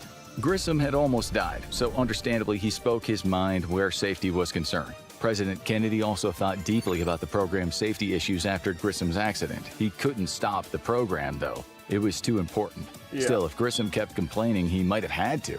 Years later, the website Ars Technica explained, NASA might have shut down the program for a time. Instead, the space agency had the Russians to catch back then. In fact, the US felt it must somehow beat the Soviet Union to the surface of the moon. But you knew that already. This was a giant leap for mankind, and it was also a giant risk for every NASA astronaut who ever donned a spacesuit. So, suppose we're going to steel man the moon landing conspiracy theory. In that case, we'll say that if anyone at NASA had discussed problems with getting to the moon, it would have been Grissom. And as you know, US intelligence did not want to hear negative news about the space program. So, the theory goes that Grissom was about to blow the lid on You're the space so program, delayed. perhaps about Oh to my say there was God. no way in hell NASA was going to put men on the moon. Then, years after his father's death, the son, Scott Grissom, threw fuel on the conspiracy fire. Bad choice of words. When he said, "My father's death was no accident, he was murdered." Scott called it an act of sabotage because his father had been critical of the program. Even so, Gus hadn't been that critical. Just months before he died, he told the TV news, "There will be risks, as there are in any experimental program, and sooner or later, inevitably, we're going to run head-on into the law of averages and lose somebody. I hope this never happens, and with NASA's abiding insistence on safety, perhaps it never will. But if it does, I hope the American people won't feel it's too high a price to then pay why- for you our said space that program." so late. The fire he died in was an accident. It was electrical, and due to the high-pressure, pure oxygen atmosphere and flammable materials around the capsule, it was an explosive fire. Also, the hatch was heavy and cumbersome, and the astronauts couldn't get out. Gus's wife, Betty, was also critical of okay, that's NASA. not She'd bad. gone on record saying that. In one interview, she said Gus had told her, "If there's ever a serious accident in the space program, it's likely to be me." Then there's the mysterious Clark McDonald, a McDonnell Douglas engineer who said NASA hired him to investigate the fire. There's a tabloid news story that states he kept quiet for 3 decades and then admitted that NASA had covered up his investigation. The paper has him saying, I've agonized for 31 years about revealing the truth, but I didn't want to hurt NASA's image or cause trouble. But I can't let one more day go by without the truth being known. That might sound compelling, but we can find no Clark McDonald who was an investigator for that fire. Also, the news story doesn't come from a reputable source. It exists only on one very sketchy website, which also contains quotes from Betty you can find nowhere else. The same story said Betty did indeed believe she might not have been told the whole truth by NASA. She said, "I believe Scott has found the key piece of evidence to prove NASA knew all along what really happened, but covered it up to protect funding for the race to the moon." She was referring to Scott's charge of sabotage. You can also go online and visit forums where dubious reports state that Grissom was getting death threats for talking about safety issues at NASA, so much so that he was put under Secret Service protection. Well, don't believe everything you read online. Besides, in what looks like a sensational Newsmax.com report, we can find no evidence that this happened. We cannot trust this report, so we have to look to other sources. Betty Grissom sued North American Rockwell, and after some years of litigation was awarded $350,000, although she wanted $10 million. The grounds she sued for were pecuniary loss suffered by the survivors in the form of earnings, loss of parental care, guidance, and control, and present cash value of the future earning potential. Her lawsuit said nothing about a conspiracy regarding her husband's death. She did believe that there had been negligence, with her lawsuit stating there had been a failure to exercise due care while in control of the capsule. She said he'd even told her he was considering telling NASA he would refuse to fly the mission. In an interview, she said he knew that it was not very good workmanship, and that was why he was working hard to improve it. In fact, File your taxes 100% free in the app if you didn't use us last year. Just file with TurboTax Do-It-Yourself by February 18th. All tax forms said, "You're not going to fly until it gets fine." And he said, "I'm not." Betty once said he died 100,000 times before because that's how it felt being married to a man with such a dangerous job. But she never talked about NASA staging things that happened on the moon or NASA faking anything else. She was proud of what her husband did, but critical of the risks involved. Her son Mark also was critical, but more about how his family were treated after Betty sued. After she died, age 91 in 2018, he told the New York Times, "We got the dark side of NASA. People who were my friends were no longer my friends. A lot of people turned their back on us. And Mom got a lot of hate mail. They were like, 'How dare you sue NASA?' We were no longer part of the NASA family." That same article said nothing about sabotage or the CIA, so again, Betty was only upset about how much risk her husband had faced in his job. To equate this with the family saying Gus was murdered because he was going to blow the lid off regarding the program's problems and setbacks is ridiculous. In fact, it might have been insult to Betty to suggest her husband had worked for an agency that cared more about American prestige and propaganda than it did science and exploration. Buzz Aldrin certainly felt insulted by the conspiracy. He once said after working so hard to understand the exact science of space rendezvous and orbital mechanics, and then to have people tell him it was all faked and he was a liar, well, he said it was the most ludicrous thing he'd ever heard. He once punched a conspiracy theorist after losing control. The guy had screamed. He literally spent his whole life learning how to do all this stuff. Like, bro, he spent so much time in school, so much like learning, and testing, failing. That like, look, what if you had something you worked on for so long and the people said it's fake, it's not real, and you know it's real? You would be pissed, freaking pissed, bro. You'd be pissed, bro. I'll be so mad, bro. At him, "Your whole life is a lie, you're a coward, Buzz Aldrin," and Aldrin hit him square in the jaw, all captured on video. The number of conspiracy theorists increased no sooner than the American public saw it. Aldrin obviously couldn't handle the truth, they said. People have also said that NASA and the CIA had hired filmmaker Stanley Kubrick. After all, almost 2 years after the moon landings, he made a movie that looked to many people more real than the actual moon landings. The movie, often considered one of the best ever made, was 2001: A Space Odyssey. The Paris Review wrote that it looks more real than the actual landings. It's the shadow in light, the space and enclosure, the way people move. This film contained no special graphics or CGI. It had been made using actual models. Well, some people ask, if Kubrick could do it for his movie, maybe he did it for NASA and the CIA. This was a man who, in his film Dr. Strangelove, had been critical of the Cold War, of the military-industrial complex, of power. He'd been critical of attempted mind control in his film, A Clockwork Orange. Not written about MK Ultra, but covering a similar theme. You'd think The CIA did occasionally infiltrate Hollywood to make America look great again and again and again in movies. Still, there's no proof that they worked their pressure magic on Kubrick, an artist probably with some integrity. Other than it being a cool story to tell, there's absolutely no evidence Kubrick had anything to do with the moon landings. In fact, if you watch how the astronauts move in his film and look at his depiction of the moon's surface, it looks nothing like NASA's videos. His daughter said not too long ago, there are many very real conspiracies that have happened throughout our history, but claims that the moon landings were faked and filmed by my father? I just can't understand it. We won't say anything else about that, since there's as much evidence of Kubrick filming the moon landing as there is of the moon being made out of American cheese. We hate to tell you this, but NASA did put men on the moon. They did it 6 times, in fact. They installed a lunar laser ranging retro reflector array up there, which is still being used in 2024, allowing them to measure the Earth to moon distance. There's equipment up there to measure the solar wind composition from the moon's surface. They left a lot of stuff on the moon that's still useful. But the next question is, why haven't they returned to the moon since Apollo 17 went there back in It's real. Y'all are just letting, bro. Y'all just want any leverage on the government, bro.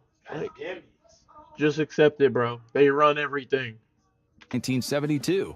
It's a perfectly reasonable question. In fact, it is very strange they've never been back. It fuels the conspiracies, and for good reason. The simple answer is the USA won the Cold War and the propaganda war. Yep. So the Wham, wham, go cry about it. America. They won.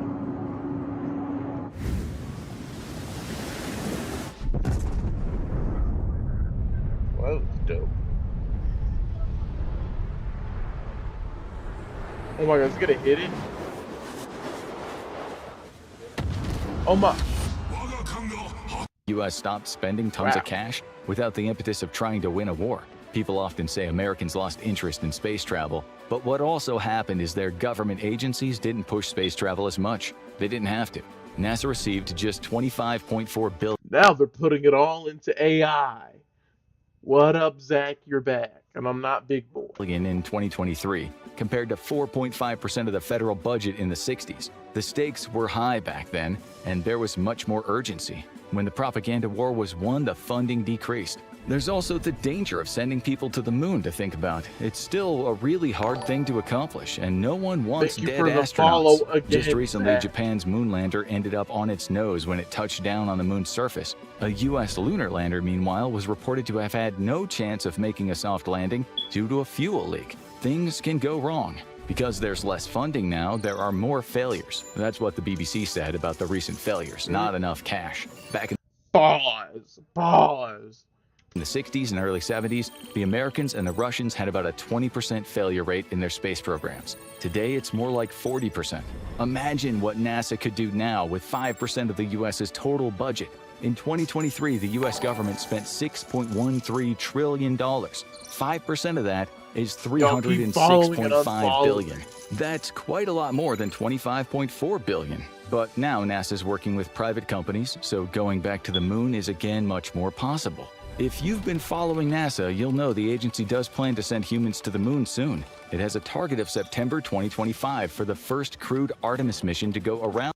Oh my gosh, look at a couple of months.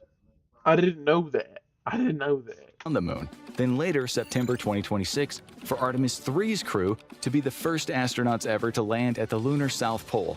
NASA said in a statement at the start of 2024, "We are returning to the moon in a way we never have before, and the safety of our astronauts is NASA's top priority as we prepare for future Artemis missions." I did not know when this happens, will we question if it's real? We might also ask, why is there more urgency to go right now?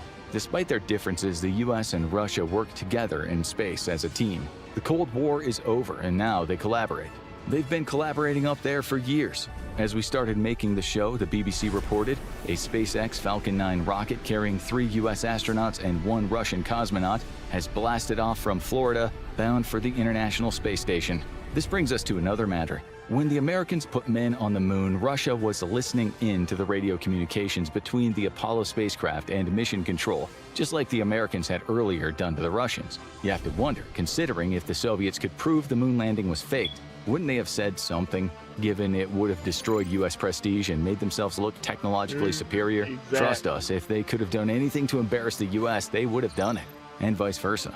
After the success of Apollo 11, it was reported on in the Soviet newspaper Pravda, although it didn't make the front page. Still, there was an interview with Alexander Pavlovich Vinogradov, a well-respected scientist from the Academy of Sciences and a recipient of the Hero of Socialist Labor. He talked about what a feat this was by the Americans, adding, "I take this opportunity to congratulate the astronauts with outstanding success and wish them a safe return to Earth." The landing wasn't shown on live Soviet television, but there were interviews with cosmonaut Konstantin Petrovich Feoktistov, who told the Russian people how great the US had done and congratulated the American astronauts, who were in some ways his colleagues. Many years later, the Russian cosmonaut Alexei Leonov said, "We were there at Soviet military base 32103. I swear to God, we sat there with our fingers crossed. We hoped the guys would make it. We wanted this to happen. We knew those who were on board, and they knew us too."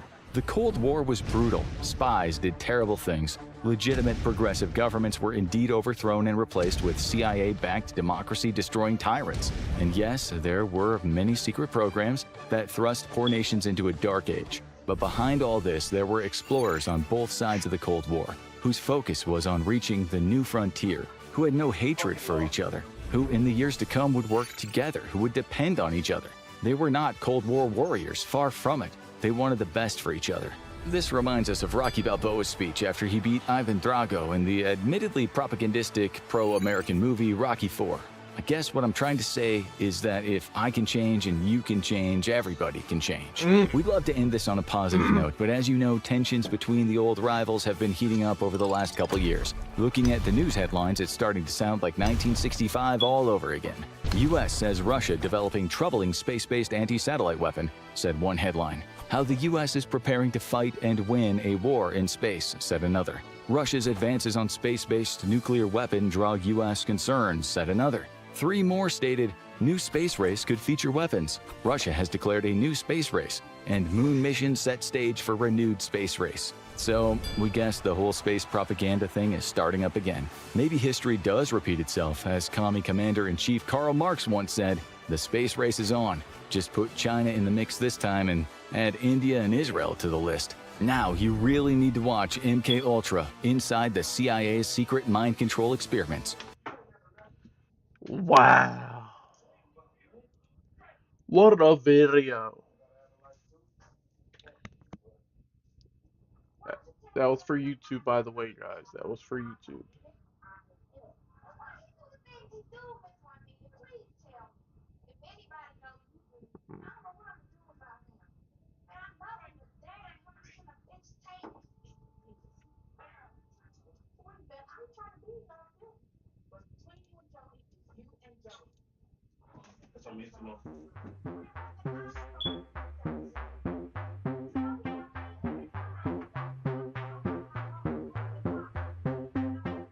What is this? I'm not watching an hour of memes, bro. Not. I'm not watching an hour of memes, bro. Those are L memes too, like, bro. Like, come on, dog. Come on, dog. Watch it. No, I'm not watching that, bro. That's like, oh my god.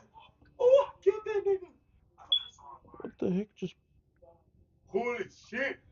What the heck just pinched me? I'm not watching that. Bro. Hold on. Let's.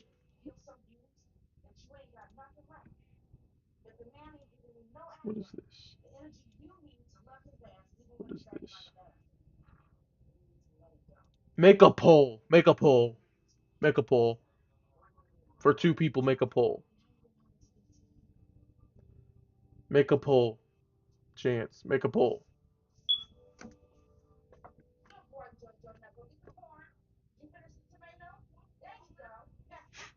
Hold on. Can I make a poll?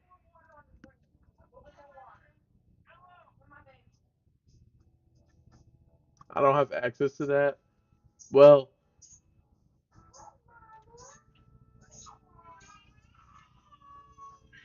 still, bro, I'm not watching an hour of memes, bro.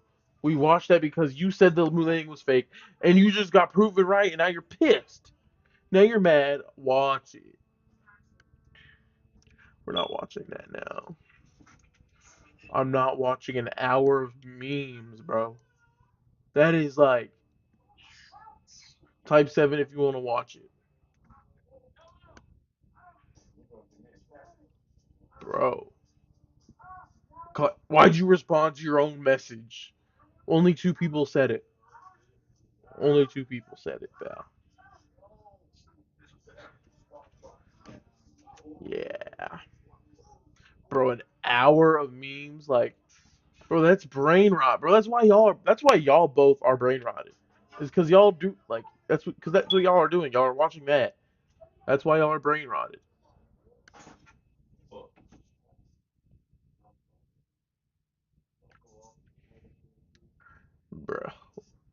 Bro, y'all are brain rot. Come on, let's watch something else. Let's watch this guy. Love games? Let's watch David Uploads. He's a good guy. I like watching his stuff. Bro, what the fuck? We're not watching memes. We're watching David But hate the Uploads. grind? With Wiimod, you can be invincible, unimaginably wealthy. We're watching David Uploads. Bow. Y'all put me on. He's hilarious. Chance. What is this?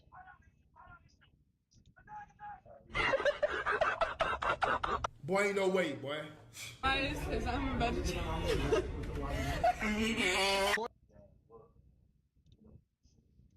I'm not, bro. 30 minutes of dumb memes. I'm not watching that. Bro, come on, bro. Like, that's brain rot. That's how you become brain rot. I'm not watching. That's gonna be so boring. It's not funny. This is funny. David Uploads. We're watching David Uploads. I'm leaving. Alright. Alright. Go ahead. I'm gonna watch this.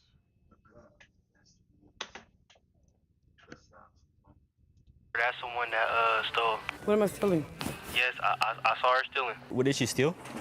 She stole 2 pairs of bananas. To what? To what? How you sure about 2 that? pairs of bananas. 2 pairs of bananas. You got bananas in your pocket or what? I saw you. Don't lie. You gotta go now. In what pockets? I don't know. Take that jacket off.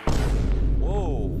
Pause. What? You know what? Call the manager. We will call the police. Call him. And who's that? But you have to go. That's the security. Okay, no. What's your name? Big Daddy Slong Long Dong. Whoa. There's no bananas. I got bananas in here. I don't know. You might be hiding them somewhere. Where? Yo, where is she hiding the bananas? No, what's his name? Long Song what? You know where she hiding them? I think I found the guy. Found what guy? What did he look like? He had a white beard. He had white hair. Who you talking to? Did he have a pot belly or nah? Big old belly. Big ass belly. Well, what did he do? He stole that big ass belly. You know he did. You want me to slap who? Which one of you guys want me to slap? Okay, so what did he do in lumber? You was being your meat. I saw you, little boy. What the hell? Which one you want me to slap? You want me to go slap him? We can't have you like fondling kids in the store, so. You want to get your ass whipped? Say that, motherfucker, and I will whip your ass. You know I'm not playing. Yeah, that's you that's better illegal. watch what you say. Sir, that's illegal. Why you touching You kids, better sir? watch what you say, man. I had my first job lined up like 2 months before I graduated. Let's get out of here. You about to get my license. I don't know how David died. Yes, sir! We're about to get a fucking ticket, bro. I'm gonna die. He got an orange shirt on, right? Yeah, he has an orange shirt. What's up? Oh yeah, tell his ass to get out my stuff. Why is that? What do you do? He over here stealing wood. I saw a little piece of wood he put in his shirt. Are you stealing wood? Am I stealing wood? I don't know. I'm loading it on a cart. How would I be stealing it? I don't know. What else did he do? And he was beating his meat in the wood aisle. He just got done. He was doing what? He was beating his little meat in the wood aisle. He Wow. just got done. What did I do? Beat your meat? What the fuck are you guys talking about? Sir, you gotta leave Home Depot. You're fired. They sent me over here. They said you're like jerking off and stuff. No, shut What was he doing again? He was beating his meat. We saw him in the break room. No, I was not. You gotta go, sir. We sorry. Were you jerking off or nah? No, I wasn't there taking a break. Sir, jerking off isn't a break. I wasn't jerking off. Are you sure? Yes. Please, Wow. chin looking ass nigga, you gotta go. Was he going hard and fast? He was going fast and fast. Fast and Furious, baby. Oh, it's like. Who he's talking to? Your hiring manager, sir. You have to go. I'm sorry. Yeah. I think you're fired? I'm not sure. You're fired, sir. You gotta go. I'm sorry. Let's give him a warning. No more jerking off in the store. I wasn't jerking off in the store. No more. Please, sir, come to the front of the store. Come to the front right now. Yo, we're coming right now? Look at I just got fired for Yeah, he's in the bathroom. Or in the break room. I was sitting taking a break and instead I was jerking off. Hey, he was just jacking off in the break room. I don't know who's on the There's nobody. He's just looking around. No way. Did you actually jack off in the break room? Like, well, you know, because Yes, he did. All right, Yes, no he more did. jerking He had off, to- all right, buddy? He had to get out. He had to get it out. Yeah. Why'd you actually believe me? Because I don't do that. I don't know who you were. Oh, you don't drink? I kept asking, who is this guy? Fucking died. Oh, just because he has a vest, you thought it was like legit? Well, yeah. They said I found him. I turned around. I was like, what? He died. Are you jerking off or not? Because like, that's against our policy here. Don't talk to me like that. Are you trying to squabble up or what? Oh, he's trying to squabble up. You trying to squabble up, bro? You trying to squabble up? Yo, he's snitching on you. He telling the teacher. No, we took his camera. We took his camera. No filming in the store, buddy. Okay, can you please give it back to him? That is not yours. These guys are some trolls. Aww. I've been nice the No. first time. You make me say it again. Gotta go. Please, can I stay? Nope, gotta go. Aw. Sorry, guys. We caught him jacking off in the store. We're fucking superheroes. I got We just saved the store. He All right, I know how it goes. We saved the day. Have fun. Step outside, buddy. Let's go. Step outside, buddy. He hit me. He trying to squabble up though. All right, sorry. Okay, so I know you was hella bad in high school. he hit me. 26. You Okay. 26? Cat. Say it to him. Yo, He said cat. That's good, bro. Jesus, man. So I watch your videos all the Appreciate time, you, bro. man. You're hella fucking good. fun. Bro, this guy's hella fucking fun, bro. Appreciate it, bro. Bro, he's like a fucking Target. Probably as a Target employee one time. He was so Oh, shit. Appreciate you, bro. Take care now. Man. That's good, bro. Bro, you don't know who I am? No, man. Who the fuck is that guy? I don't know. Who the fuck is that guy? All right, bro. Take care. You about to get going? Oh. That was just a Hellcat, bro. Oh shit. Yo, I thought that was a gun, dead ass. Yo, is that your mom? Oh, how? Because I'm black. Wow. Oh shit, we got attack dogs here. Holy shit. Come on, you gotta breathe. Look, I don't trust that crackhead with them dogs. Parking violation. I forgot the fucking pen, so I don't know what I'm gonna do. I'm an employee, bro. I gotta walk in through the back. Oh, they probably got a pen right here. Yeah. Hey, excuse me. We can't be parking here. No? Yeah, I'm gonna have to write you a ticket. Why? We can't be parking here. Why? What happened? If you could close the door real quick. Look, so like, see how your tire is kind of tilted? Mm-hmm. We can't have that. So yeah, I gotta write you a ticket real quick. It's only gonna be like $1,000, so. How come? It's because your tire is crooked a little Well, bit. then I will fix it. Are you sure you're not like drunk driving or anything? How come I'm drunk? So walk in a straight line Mm-hmm. with one leg. What the? Yo, we got a code red. She's leaving. A code red. Yo, it's a fucking code red. Yo. Why is everyone spiraling over YouTube banning ad blockers? Like, chill guys, just use Pi. Another It's a free Chrome extension and it basically blocks ads for you. And it actually gets Bro, that was so funny. You said $1,000. You said what? Where's my friend, like, you know, like I don't work here. Sure, are you David Uploads? Yeah, it's good, bro. Can I get a photo? Yeah, for sure. Yo, I'm shaking. You want a selfie? Or I just want a picture too. Look at her. It's on that David. You got Rizzler. Yeah. Wait. hold on. All right, bro. Take care. You too. Yo, I know. Oh my God, another one. Yo, can I get a photo, bro? Yeah. Yo, let me get a photo. Yeah, for sure. Oh my God, bro! I literally love your videos. I swear. I watch the 3-hour videos. Appreciate you, bro. Appreciate you. Hey, we got a runner over here.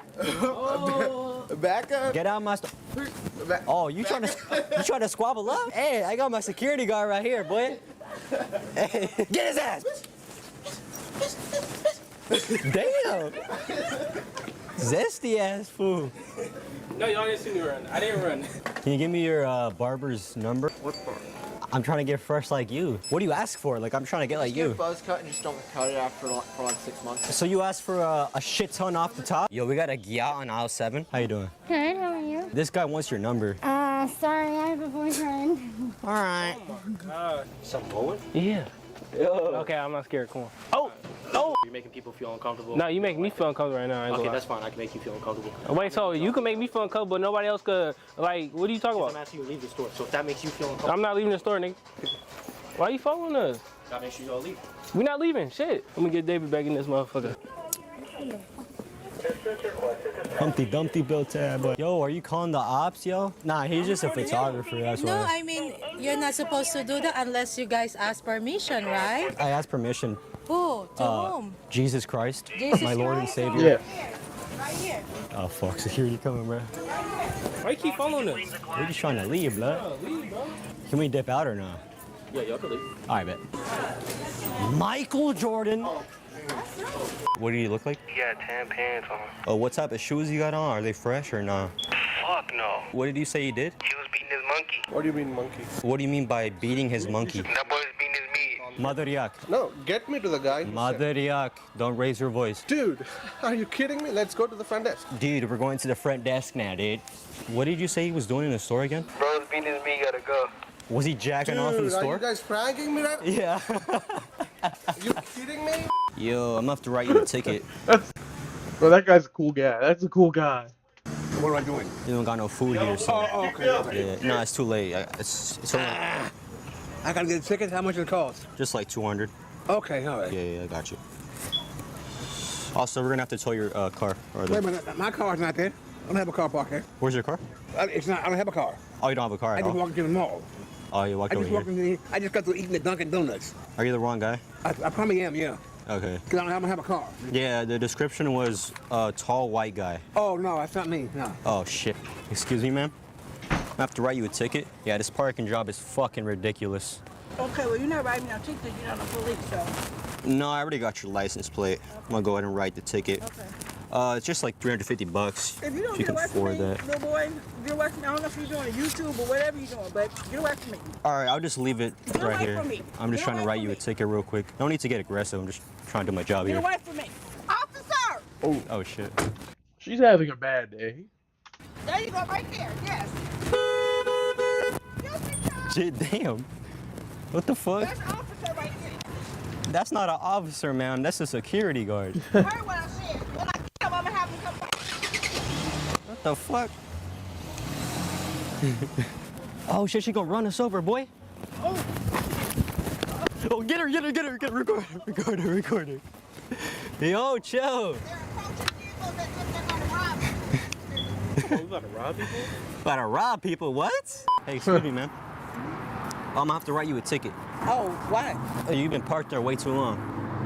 I just pulled in. What do you mean? This is your car, right here? Uh-huh. Yeah, I'm gonna have to write you a ticket. It's just $500.